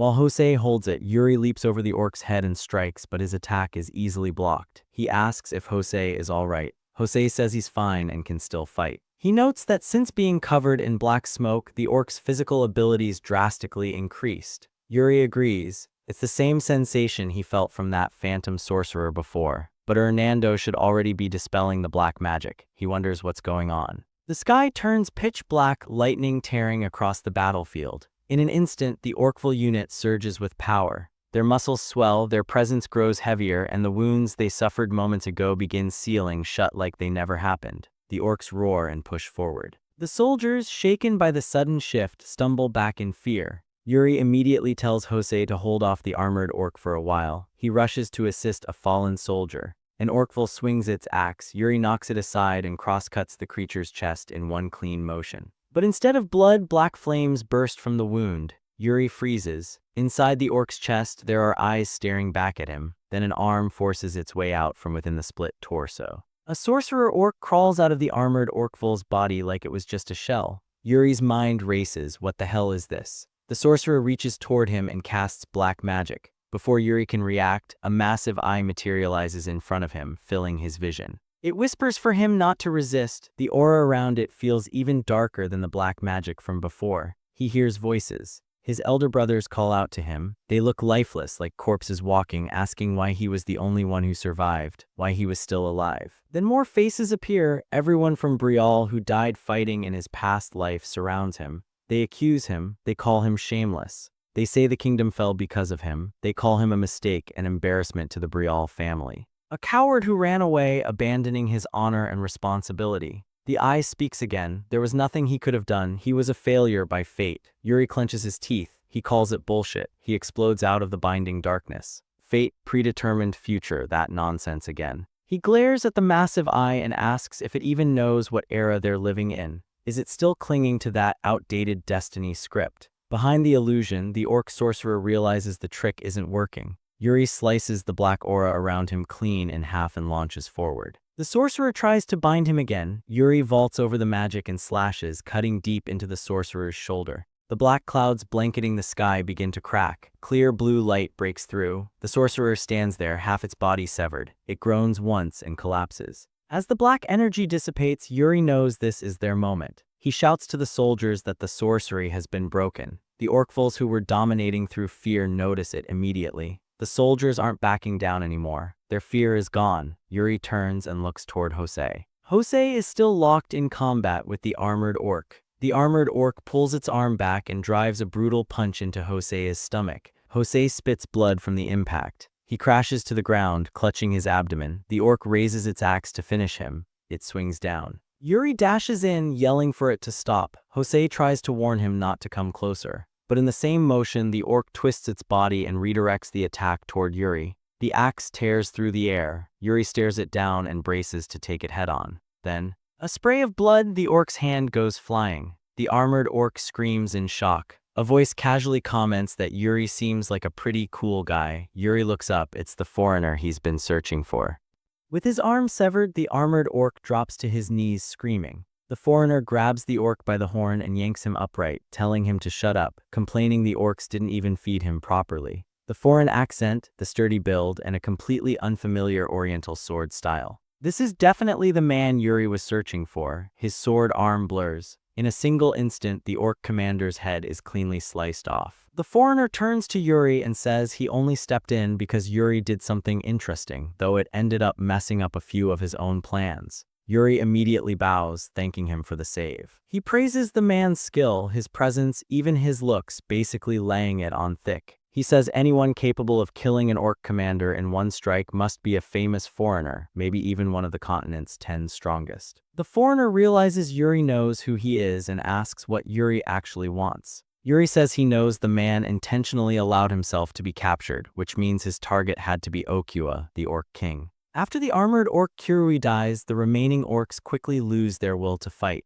A massive slaughter follows. Once the barracks are cleared, Ragna mounts Kirui's head on a spear. In Yuri's previous life, the Allied forces never achieved a victory this overwhelming. History has changed. Later that evening, back at the tent, Jard greets Yuri. Yuri immediately asks for the damage report. Jard says it's still being compiled, but overall losses aren't severe. More concerning, many soldiers are mentally shaken after seeing inside the barracks. Yuri says that's understandable. The scene must have been similar to Sidor, prisoners begging to be killed. He tells Jard to take care of them and avoid agitating anyone. Yuri then asks about the foreigner. Jard says they've been fulfilling all his requests just as ordered. He finished a meal, took a bath, shaved, then asked for another meal. Jard complains the man is a complete nuisance. First, he said the soup needed more salt, and when Jard added it, the man flipped the table anyway. He also refuses to eat unless there are at least 5 dishes served. Yuri sighs and says he'll handle him personally, asking where he is.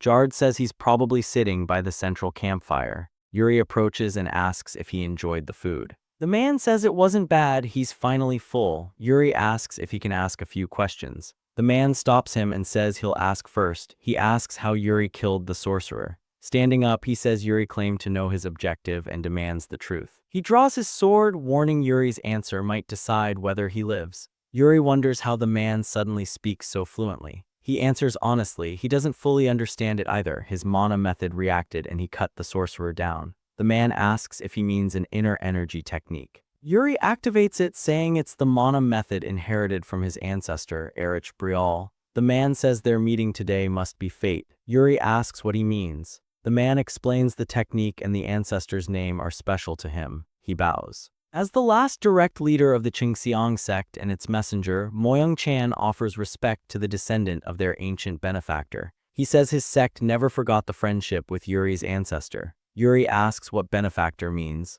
Moyoung says it's simply history. Erich was considered a swordmaster and a friend of their sect leader and helped them destroy demonic cults. Yuri asks what those cults were. Moyoung says they were people practicing human sacrifice, eliminated through exorcism of those on the demonic path. He reveals his reason for coming west to cut down the ominous star that appeared there. Yuri realizes this exorcism was why the man was obsessed with killing Okua in his previous life. But Yuri can't let such a valuable ally act alone. He asks Moyoung to do it together. He offers him the title of honorary knight, asks him to join the allied forces so they can achieve the exorcism together. He promises food, baths, respect, and after the war, even a position in a major merchant union. Moyoung visibly perks up. He accepts, saying Yuri insisted so much. But he has one condition. He says he's taken a liking to Yuri, and from now on Yuri must call him master. From this day forward, Yuri becomes the sect's unofficial disciple. Yuri asks what an unofficial disciple even means. Moyoung says normally he should be paying Yuri for that position, but this is a special case, so Yuri should feel honored. Yuri thanks him but says he already has a teacher, the infamous sword demon. Moyoung replies that a man can have two masters, and Yuri clearly has no idea how priceless his time is. He then says he must meet the commander of the allied forces and asks Yuri to guide him. Yuri asks why he wants to meet Ragna. Moyoung says if they plan to achieve his goal together, there is something important they must understand about the orcs. Inside Ragna's tent, Moyoung explains the orcs are performing human sacrifices. He asks if the orc named Okyua is the one conducting them. He says they sacrifice human lives for sorcery, and the act itself proves he is already corrupted. Yuri says in the last battle, the enemy orcs suddenly showed a sharp rise in combat power, and they suspected sorcery was the cause. If the conditions allow them to keep using it, they will need countermeasures. Ragna nods, saying the orcs are doing something truly vile. Moyoung explains that was why he disguised himself as a sacrifice to reach Okyua, but his plan was ruined thanks to them. Yuri tells Ragna the foreigner has decided to cooperate. Since his goal is eliminating Okyua, he will be a huge help to the allied forces. Seeing Ragna lost in thought, Yuri calls out again and snaps him back. Ragna says he understands and will have his men investigate ways to counter the sorcery. He says he will leave the foreigner in Yuri's care. Yuri thanks him, thinking that despite everything, he successfully recruited the man. Ragna then mentions soldiers have been talking about Yuri keeping a half-orc around him. Yuri confirms it. Ragna sighs and says the captured half-orcs were left to Graham, but there is heavy debate on what to do with them, so Yuri should decide. Yuri thinks it isn't bad that Ragna trusts him, but it feels like Ragna is dumping a troublesome problem on him. Nearby, knights argue. One asks if they will keep letting Breaal outshine them, saying if they use the half-orcs the Empire would have the largest number of orc language interpreters. Graham argues there are survivors who suffered terribly at their hands, and they must listen to the victims. The other knight insists they cannot waste such an opportunity. Understanding the situation, Yuri steps forward and asks if the Empire's knights can guarantee those half-orcs would be useful on the battlefield. The knight says yes, they are docile and can be trained. Yuri asks again, and if an emergency happens, would he entrust his life to them? On the battlefield, you need someone who protects your back, someone you trust at your most vulnerable. He approaches one of the victims and asks her to describe what she saw, how the half-orcs treated helpless humans. The woman says her injured sister, unable to move, was ripped apart, like wings torn off an insect piece by piece. They laughed while she screamed. To them, her sister was nothing but entertainment. She says that is their true nature. Yuri asks her name and where she is from. She says she is Jane from Sidor territory and asks if he is the black-haired Prince of Breaal. He confirms it. Jane asks him to avenge them. Yuri promises he will. Yuri calls to Sir Graham, declaring that by authority granted to him, he will act as commander in this matter. The vermin half-orcs murdered innocent citizens and left scars that will never heal. Granting value to creatures who trampled humans is unthinkable. Orcs will never change, and he orders every single one executed. Graham accepts the order and says he will dispose of them all. The next day, lookouts at the front gates blow their horns, shouting that the orcs are approaching. A group of orc envoys marches toward the camp. A soldier reports they have come to negotiate and ask the humans to open the gates, claiming they brought something for them. Ragna clicks his tongue and asks what they are plotting now. He orders the gates opened. The orc envoys walk in, grinning at the commander. The three orc messengers stand in a circle after delivering their message, chatting among themselves and making the knights visibly uneasy. The commander reads the letter, and Yuri asks what it's about. Ragna frowns and asks Yuri why he thinks he became commander of the allied forces. Yuri answers that it must be because of Ragna's tactical skill. Ragna says he isn't talking about the obvious. Yuri asks if he means political reasons. Ragna says yes and explains he is not on good terms with the current emperor. As the Empire's prince with power fitting his status, becoming supreme commander would normally make sense, but imperial politics are never simple. Whenever things appear logical, the emperor is usually scheming behind the scenes. If they win, Ragna's name will spread across the continent, a glorious path filled with praise and support. But only if they win. Yuri remembers that in his previous life, Ragna took responsibility for the allied forces' defeat and lost all political power, allowing the emperor to seize full control. The allied forces were meant to fail from the start. Even someone like Ragna was disposable. Yuri asks if he believes this is a trap. Ragna hands him the letter. Yuri reads that the Emperor secretly formed a pact with Okua and advises them not to become scapegoats, telling them to retreat now. Yuri frowns, calling it a filthy scheme. Ragna explains the letter supposedly came from an anonymous organization opposing Okua, but everything feels prearranged. The Allied forces were never meant to return alive. He asks Yuri's opinion. Yuri asks permission to make a proposal. Ragna tells him to go ahead. Yuri throws the letter to the ground and crushes it under his boot, saying regardless of its authenticity or any scheme, they will return victorious. It just means the already difficult war became slightly harder. Ragna bursts out laughing, agreeing. No matter what the Emperor plans, they have no future if they lose. Only one task remains, dealing with the messengers. Yuri asks to handle them. The orcs notice him and start pointing and babbling. Yuri tells them to shut up, draws his sword, and in a single motion decapitates all three at once. The watching knights gasp. He killed 3 envoys in one strike. Graham thinks he never expected the Prince of Breaal to be this skilled. Ragna praises him, saying despite his ability he is only 18. A knight asks if this is too extreme. Ragna replies Yuri made a promise to avenge the victims and make the orcs pay. The heads are skewered onto their banners and sent back. That evening, as the sun sets, Ragna orders a knight to summon someone named Eisen. Eisen arrives and asks if he was called. Ragna asks him everything he knows about black magic. Eisen says it is an obsolete secret art, rarely used now and easily countered by dispel magic. Ragna asks about the most terrible black magic he knows. Eisen says there were rumors of reviving the dead, but it is considered superstition. Ragna says they received intelligence that Okua is immersed in sorcery powered by human sacrifice, and they already experienced its effects in battle. It is reasonable to expect the orcs to grow stronger. Eisen suggests the orcs may have obtained an ancient black magic tome. Ragna asks what that means.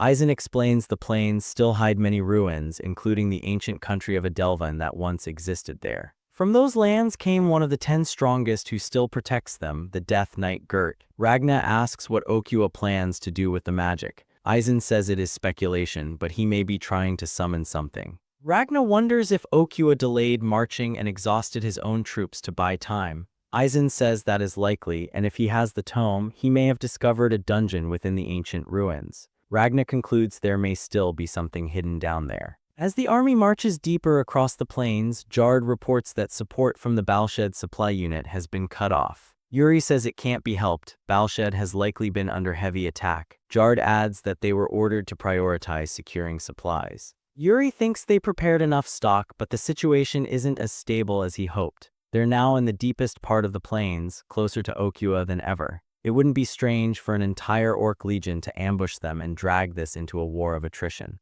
They have to end this before that happens. Suddenly, the ground shakes violently. Yuri orders everyone off their horses. The soldiers dismount immediately and brace themselves. Jard asks why an earthquake would hit out of nowhere. Yuri says this isn't an earthquake, it feels like something is rising from underground. A strange tower-like structure bursts up from the earth nearby. Later, as Ragna has mages inspect the structure, Yuri approaches him and asks about the ruin. Ragna says they haven't found any direct link to the orcs yet. On the surface, it looks like an ordinary ruin, though it feels strange that they can't see what lies beyond it. Yuri asks for permission to investigate inside. It appeared too suddenly to ignore. Ragna agrees, but orders Imperial Knights to accompany him. Minutes later, several knights report for duty. The one in front introduces himself as Rodian and says it's an honor to meet Yuri. Jard quietly asks if they really have to bring Imperial Knights. Yuri whispers back that they don't have a choice, though he didn't expect Ragna to assign them either.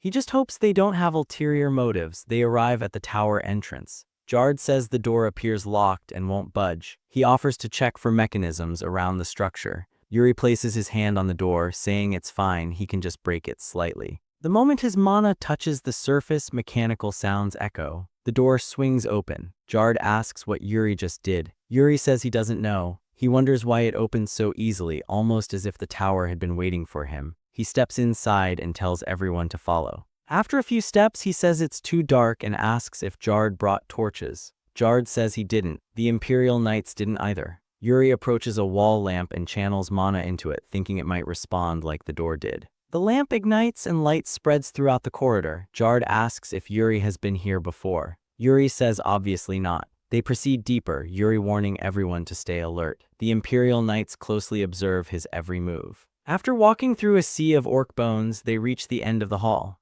A lone human skeleton sits before a sealed door. Jard steps forward to inspect it. He says the passage behind the skeleton is blocked. It's the only human skeleton here, and based on the battle traces, the person likely died guarding this door. Jard adds the door doesn't react to mana. Yuri says it can't be helped and orders them to prepare to head back, checking for anything they might have missed. Stay ready for danger. Suddenly, the skeleton grabs Yuri's hand. Jard and Laurenter lunge toward him. The Imperial Knights move in as well. The skeleton begins glowing brilliantly. It tells Yuri to remember this is their salvation. When Yuri opens his eyes, he's no longer in the tower. He sees a child running past him, calling out to a teacher to come look at something. The teacher asks where the boy has been. The child says he was just reading books. Yuri notices the teacher's armor matches the skeleton's. Is this the skeleton's memory? Leaving behind such a vivid memory would require immense magic. What is he trying to show? The teacher begins the day's lesson and asks if the boy finished his preparation.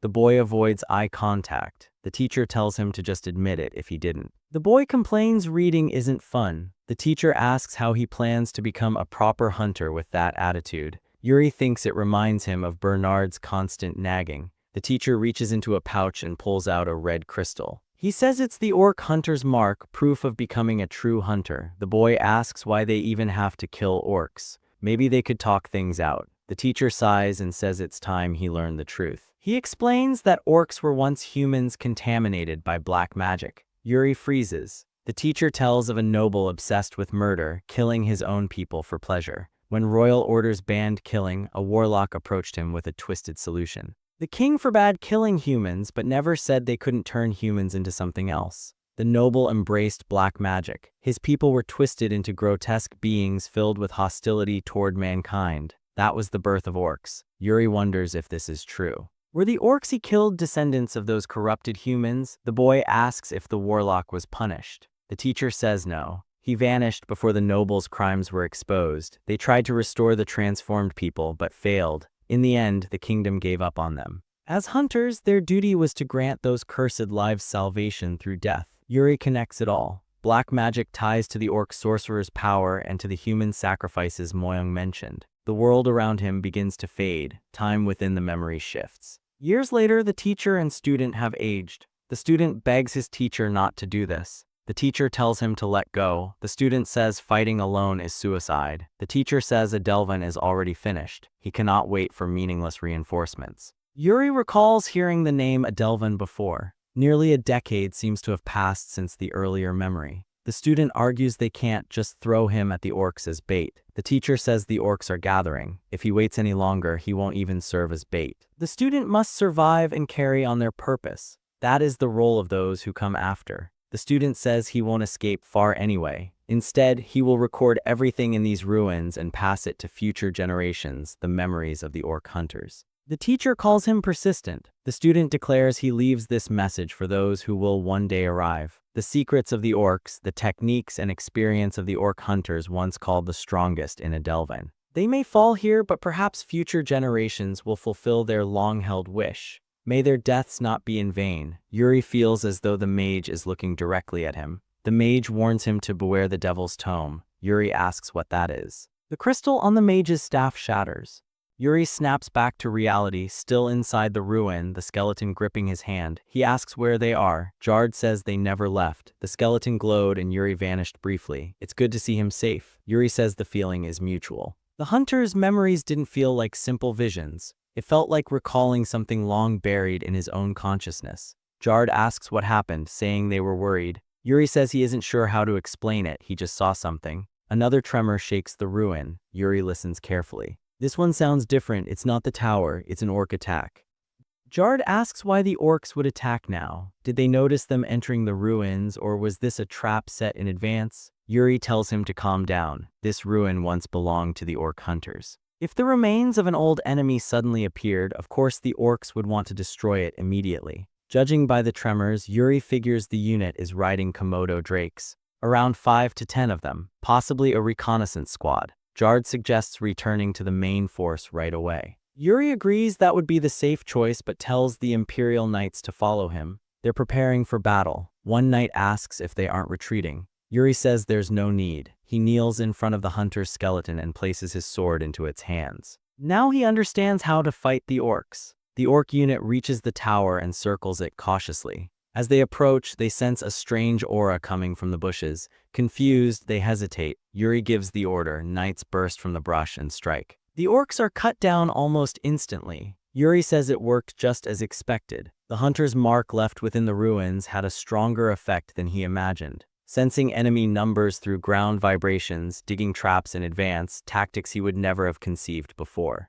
Is this why he was shown those memories? It feels less like he learned something new and more like he refined skills trained for decades. He can instinctively see the most efficient angle to strike an orc. An orc lifts its arm to swing. Yuri thrusts into its tricep mid-motion. The orc screams as its arm is severed. Even without using soul severance, Yuri dominates effortlessly. His next strike removes the orc's head cleanly. He turns toward the ruin and says he will carry on this legacy well. The hunters of Adelvan will not be forgotten. Later that night, Ragna says they secured the perimeter around the ruins safely thanks to Yuri. Yuri thanks the Supreme Commander. Ragna asks if the report confirms it was the hunters' ruin. Yuri says yes, there were clear traces of their final battle. Then Yuri asks about something else. Has Ragna ever heard of the Devil's Tome? Ragna says no. He asks if it's connected to the ruin. Yuri says not directly, only that it seems related to black magic. Ragna nods and says he'll inform Yuri if they discover anything. Yuri thanks him and leaves the tent. As soon as he steps out, the Imperial Knight approaches again, reminding him his name is Rodion. He says Yuri's performance in battle was truly impressive. Yuri replies that Rodion fought just as well. He asks if Rodion always smiles like this since he seemed stiff earlier. Rodion explains that strict Imperial military rules demand formality. Most soldiers freeze their first time on the battlefield. But Yuri fought like a seasoned veteran, which technically he is. Rodion then casually wonders if Yuri has a lover waiting back home. Yuri narrows his eyes and asks if the Supreme Commander sent him. Rodion looks confused and says he has no idea what Yuri means. Yuri says it feels like Rodion is fishing for information about his romantic status. Rodion laughs and says Yuri doesn't seem very welcoming to the idea. Yuri admits he is. He would hate to get tangled up with the Imperial Princess. Rodion looks surprised and says everyone in the Empire admires her. She's beautiful, kind, beloved by all.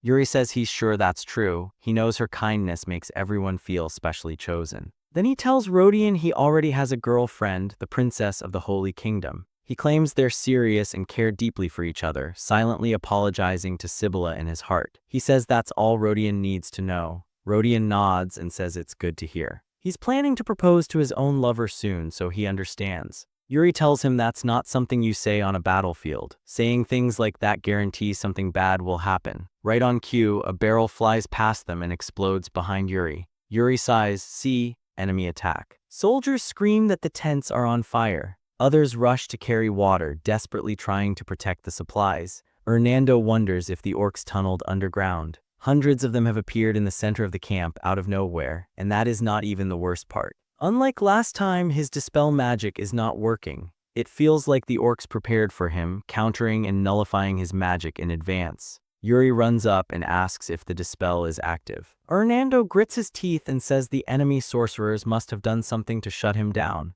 Yuri says he will handle the sorcerers. He tells Hernando to wait until the interference fades, then cast again immediately. He runs off, saying he is counting on him. Hernando calls out for him to wait, asking how he plans to identify the sorcerer in this chaos. Yuri does not actually know, but his teacher once said that orc sorcerers lose their sight from black magic. They move with an awkward gait. With the memories he inherited, Yuri believes he can spot them. He scans the battlefield and notices one orc moving strangely. Without hesitation, he draws his sword and throws it. The blade pierces the orc's neck, leaving it choking. Yuri leaps forward and kicks the sword in deeper with a sharp crack. The sorcerer drops dead. Yuri turns and declares that the sorcerer is down. Then he realizes he is surrounded. Orcs begin closing in from all sides. They think they have him cornered. But that is only what they think. Hernando's magic surges back to life. A fireball shoots straight toward Yuri. He slashes through the flames with his sword, redirecting the blaze into the orcs.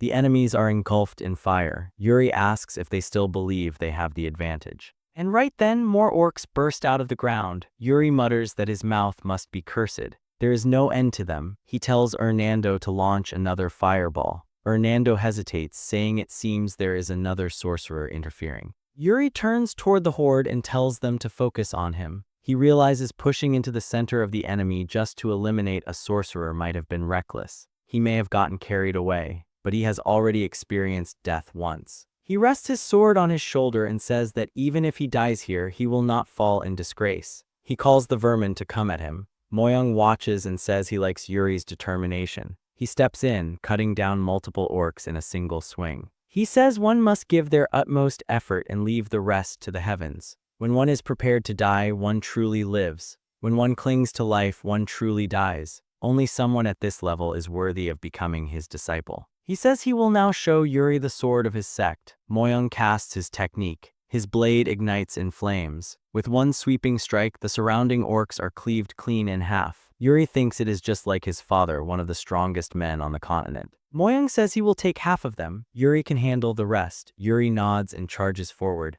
Moyoung observes him closely. Yuri's movements are rough and unrefined, yet at the same time they are seasoned and practical. With talent like this, someone like Yuri will never stand alone. Followers are bound to gather around him. Moyoung reflects that the celestial order has fallen into chaos. An ominous black star spreads darkness across the heavens, and yet he has encountered a star that carries a small light within it. This must be the guidance of the heavens. He cannot help but wonder, when Yuri grows, will he be devoured by the black star that seeks to cover the world, or will he rise as a new star himself?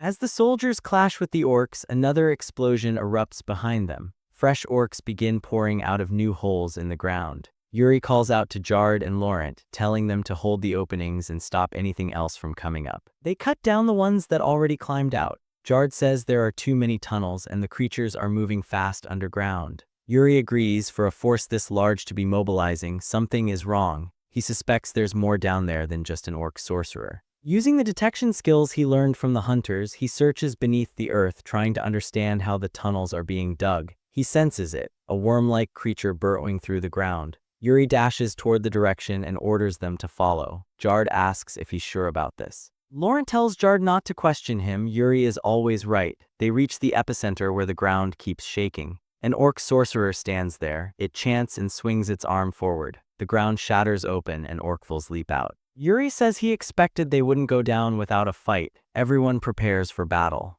The central orcful points its sword at Yuri and shouts. Jard says he thinks the orc just chose him. Yuri says he can see that. He tells Jard and Laurent to each handle one of the others. Yuri knows there's something underground that isn't an orc, and eliminating it will end the battle. He tells the orcfuls to stop interrupting him. The fight begins. The largest orcful is clearly stronger than the rest. After several clashes, it strikes with greater force, pushing Yuri's sword back and cutting his face. Yuri jumps back, annoyed. The orc is using its curved blade perfectly. He hears his soldiers struggling behind him and tells the orcful he needs to end this quickly to return to his men. The orcful taunts him. Yuri says he'll finish this now. He slashes at the orc's neck repeatedly, but it dodges every swing and parries every critical strike, barely moving as if it can read his actions. He wonders if the creature is stalling. Yuri remembers Bernard telling him that when the mind scatters, the sword strays from its path. No matter how urgent the moment is, if the sword cannot keep up, it will never reach the enemy.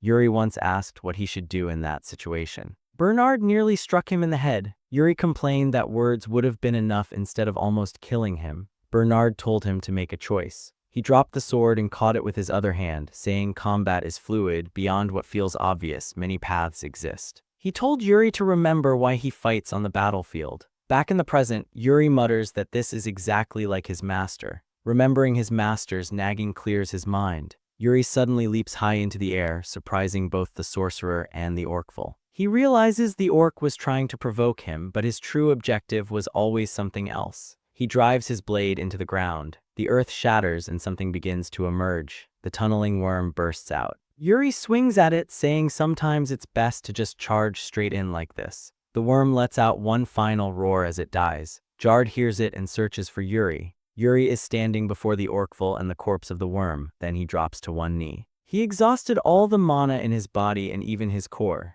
The backlash is worse than he expected. He needs time to recover. Still, with the worm dead, the underground tunnels should now be blocked. Laurent, still fighting an orcful, notices something bursting out near Yuri and tries to warn him. Smaller worms erupt from the ground, rushing to kill Yuri. Jard quickly lifts Yuri and runs, escaping the swarm. Laurent charges the smaller worms and cuts them down. After putting distance between them, Jard helps Yuri sit on the ground. Yuri thanks him. Jard replies that if he's truly thankful, he should warn him before doing something that reckless again. He asks if Yuri can still fight. Yuri says he'd love to, but his body won't move. Jard mutters that this is a problem and wonders if they'll make it out alive. Laurent says dying beside Yuri would be the greatest honor. Yuri refuses. He says he won't go down without a struggle. They'll take as many orcs with them as possible until their last breath. As worms approach, Yuri tells them to spread out. He says he'll open a path for them. Just then, a voice tells Yuri not to overwork himself. Sir Graham dashes in and cuts apart the worms. He says they were ordered by Ragna to assist Yuri's unit from now on. By morning, Graham reports the remaining orcs have fled. He says by the time he arrived, Yuri had already killed the giant sandworm. The orcs likely realized they had no chance once their entrance was sealed. Ragna says it's a shame. It would have been nice to capture and interrogate them. He praises Graham, saying they would have lost a core member of the Allied forces if he had arrived even slightly later. Ragna dismisses Graham and sits down, muttering that Yuri always causes a commotion, as if the entire Allied army exists just to highlight him. He adds that this is exactly what he wants from his niece Yekaterina's future partner. That evening, Yuri suddenly wakes from a nightmare. It feels like he was shown a terrible future. Sibylla notices he's finally awake. Yuri asks about the situation, whether everyone is safe. She tells him to calm down. The battle ended well. The Allied forces marched for 2 more days while he was unconscious. Everyone has been considerate, so he should focus on recovery. She asks how he feels, saying his mana should be restored by now. Proudly, she says he can thank her for that. After all, treatment from a Holy Kingdom princess isn't something you get every day. Yuri laughs and thanks her. He asks where they are. Sibylla stands and asks if he wants to see outside. She's sure he'll be surprised. She helps him walk out. Outside, she asks what he thinks. This is their final destination, Okua's fortress. Yuri says they finally made it. Sibylla says she should thank him first. They wouldn't have come this far without him, and even if they did, the casualties would have been far worse. They were fortunate to have him. Yuri grabs her hand and asks a favor if she's truly grateful. He asks if she would pretend to date him. Sibylla angrily asks what he means. Yuri explains he's about to receive a marriage proposal from someone he desperately wants to avoid. He adds it wouldn't be bad for her either, asking if her brother won't try to marry her off once she returns home. Sibylla agrees to his plan, but before he can respond, she says she has one condition. Yuri asks what she means. Sibylla says she can't do this under her name without stakes. She wants a wish token from him, clean and simple. Yuri is about to say that's a bit much, but she cuts him off, asking if he's scared she might wish for something weird. If he doesn't want to, he can find someone else. Yuri thinks for a moment. Sibylla asks who the marriage proposal is from for him to go this far to avoid it. Yuri says it's from the crown princess of the empire. Sibylla is stunned. She asks why he's avoiding it. Shouldn't he be thankful instead? Yuri says he's a prince too. He has nothing to be thankful for. Sibylla says the empire's prestige is higher than Brial's, and more than anything the princess has beauty and a great personality. She practically has everything. If anything, Yuri should be the thankful one. Yuri doesn't want to admit it, but it's true. He turns away and says he simply doesn't want to get married. He says Yekaterina's personality feels like a mask. There's no way she actually has a great personality. Yuri thinks he might need another solution. He tells Sibylla he'll think about the wish token she mentioned. Just then someone calls out to him. Ragna approaches, saying he was just about to report Yuri's incredible performance back home. He laughs, saying he expected Yuri to sleep for 4 days, but he's already healed. He calls Yuri a truly incredible guy. Yuri thanks him. Ragna places a hand on Yuri's shoulder and says his niece seems very interested in news about him. Isn't that wonderful? Yuri panics and looks towards Sibylla. His face clearly screams for help. Sibylla pauses, then steps in. She walks up and says Yuri just woke up, asking Ragna to give him time to rest and stabilize. Ragna says she must be the Holy Kingdom's princess and asks her name. Sibylla introduces herself, then wraps around Yuri's arm. Ragna notes she seems to care about Yuri quite a bit and asks if they're close. Sibylla says they aren't just close, they're in a relationship. Ragna clearly does like what he heard. He asks Yuri if that's true. Yuri confirms it while avoiding eye contact. Ragna clicks his tongue and says they look great together, obviously not meaning it.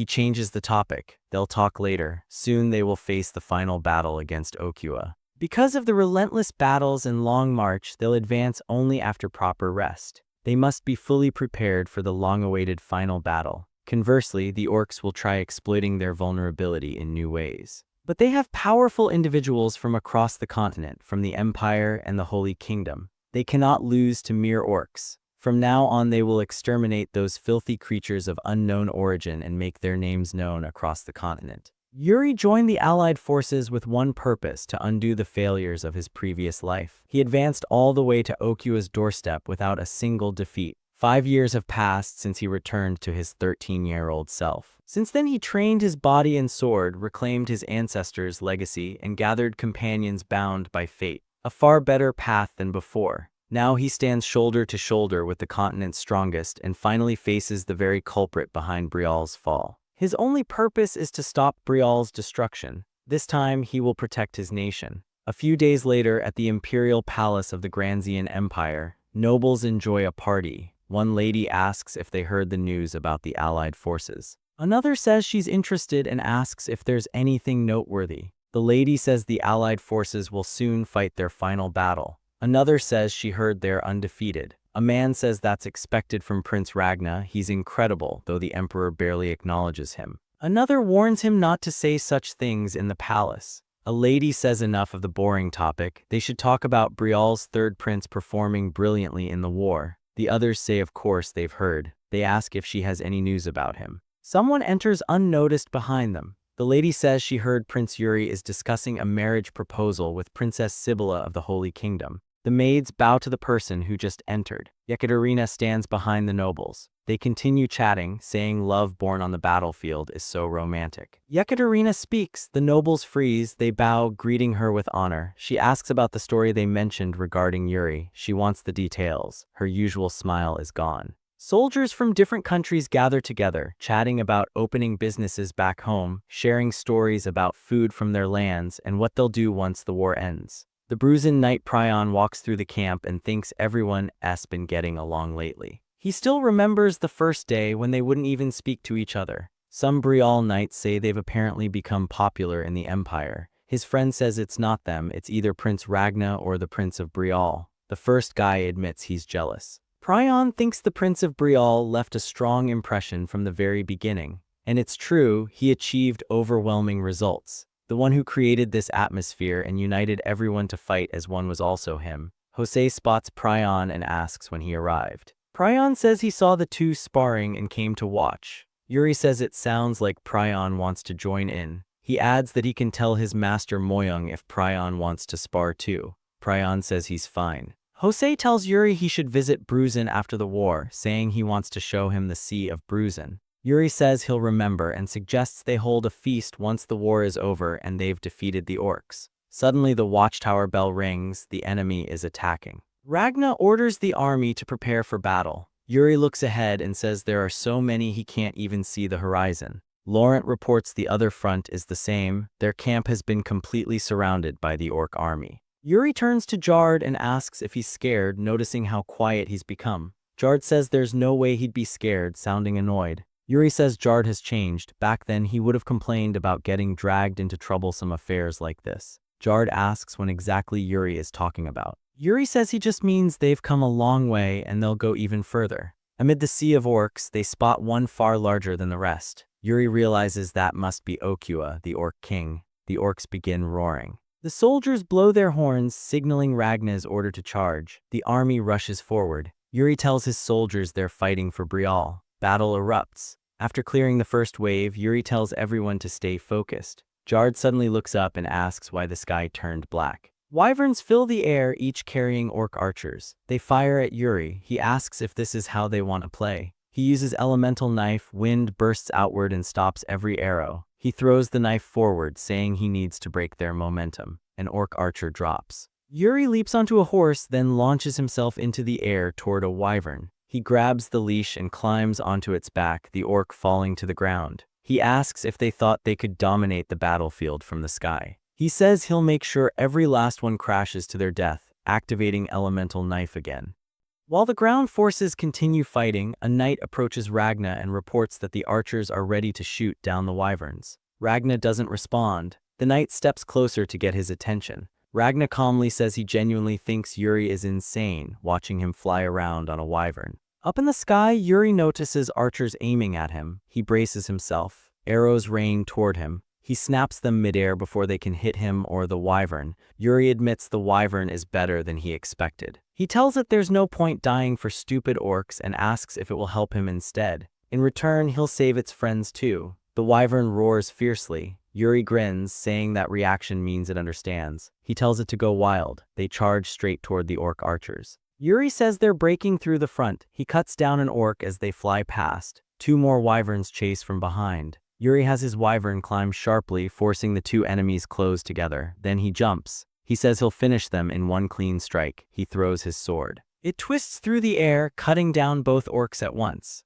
The wyvern swoops in and catches Yuri before he hits the ground. Yuri says they've taken down several archers, but eliminating them one by one will take too long. He pulls out his elemental knife and says it's time to apply what he learned. On the ground, Jard shouts for the soldiers to hold formation and not let the orcs push them back. He cuts down his opponent and mutters that there's no end to them. Then he notices a strange wind forming around the battlefield. The wind spirals toward Yuri. Using soul severance, Yuri shapes mana at will. With the rotational force of the whirlwind sword, he condenses the energy into his blade, then releases it in a single instant. A beam shoots forward, cutting down an orc. Yuri smiles. It works. Now that he's confirmed its power, he wants to expand its range. He unleashes it again, taking down 3 orcs at once. The archers stare in disbelief, saying Yuri's strength rivals an entire squad. They wonder if this is the true power of the nation of knights. When Yuri lands, Jard says his new skill is very noisy.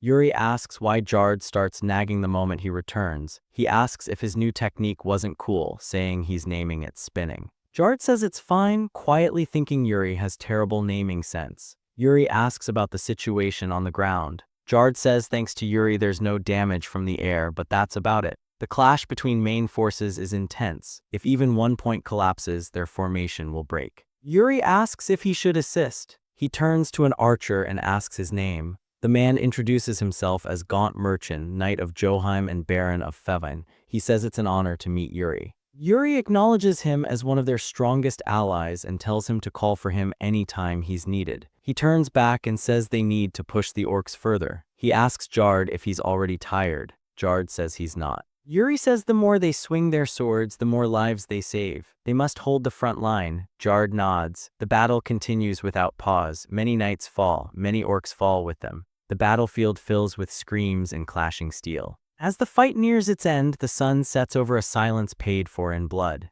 Then the orc king Okua lets out a roar that pierces the ears of every knight. Yuri looks toward the sound. Okua has finally made his move. If Okua joins the fight, then his master Moyung will handle him. The battle turns into pure attrition on both sides, but suddenly Yuri feels something off. Okua roars again. The fallen orcs begin rising back to their feet. Yuri orders everyone to prepare. The orcs are about to go berserk. They charge instantly. Yuri shouts for the soldiers not to get pushed back. Jard points ahead and tells him to look. Okua is retreating. Yuri grits his teeth while splitting an orc in half. He says they can't let Okua escape and orders a pursuit, but the overwhelming swarm blocks him, letting Okua withdraw. Inside the War Council tent, some officers laugh, calling it a complete victory. Another agrees, saying they forced Okua to run. He suggests resting since the enemy retreated. Okua must be heavily injured, so they should focus on recovery. Another agrees, the forced march already exhausted the army and fatigue will ruin combat effectiveness.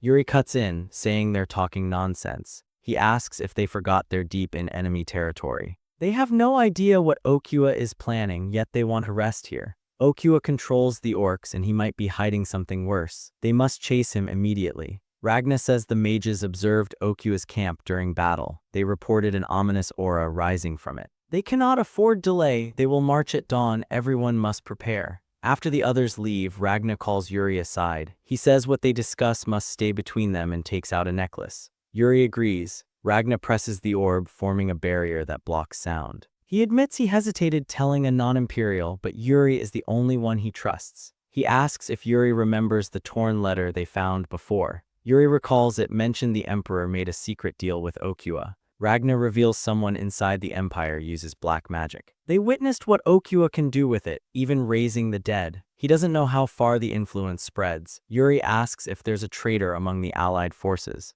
Ragna says it's only suspicion, which is why he told Yuri instead of Imperial Knights. Yuri says he'll watch carefully. Ragna suddenly grins and leans closer. He whispers, asking if Yuri would like to meet Yekaterina after the war. Yuri instantly says he already has a girlfriend. Ragna says he doesn't believe that for a second. Relationships rarely last. Yuri replies that even joking like that is disrespectful to Sibylla. The next morning at dawn, Yuri waits at the front. Jard arrives and reports everyone is ready. Yuri asks where Master Moyong is. A knight says he's inside the camp refining his energy and will step in when the time comes. Yuri wonders what that even means. Walking along the line, he notices many empty spots. After countless brushes with death, stepping over fallen comrades, they finally reached this point. No words could comfort the dead. He tells his men this is the final battle. He says he doesn't have much else to say. Just survive and meet him at the end of the day, because he plans to throw them all a feast. The soldiers cheer, the horns sound, Yuri orders the charge.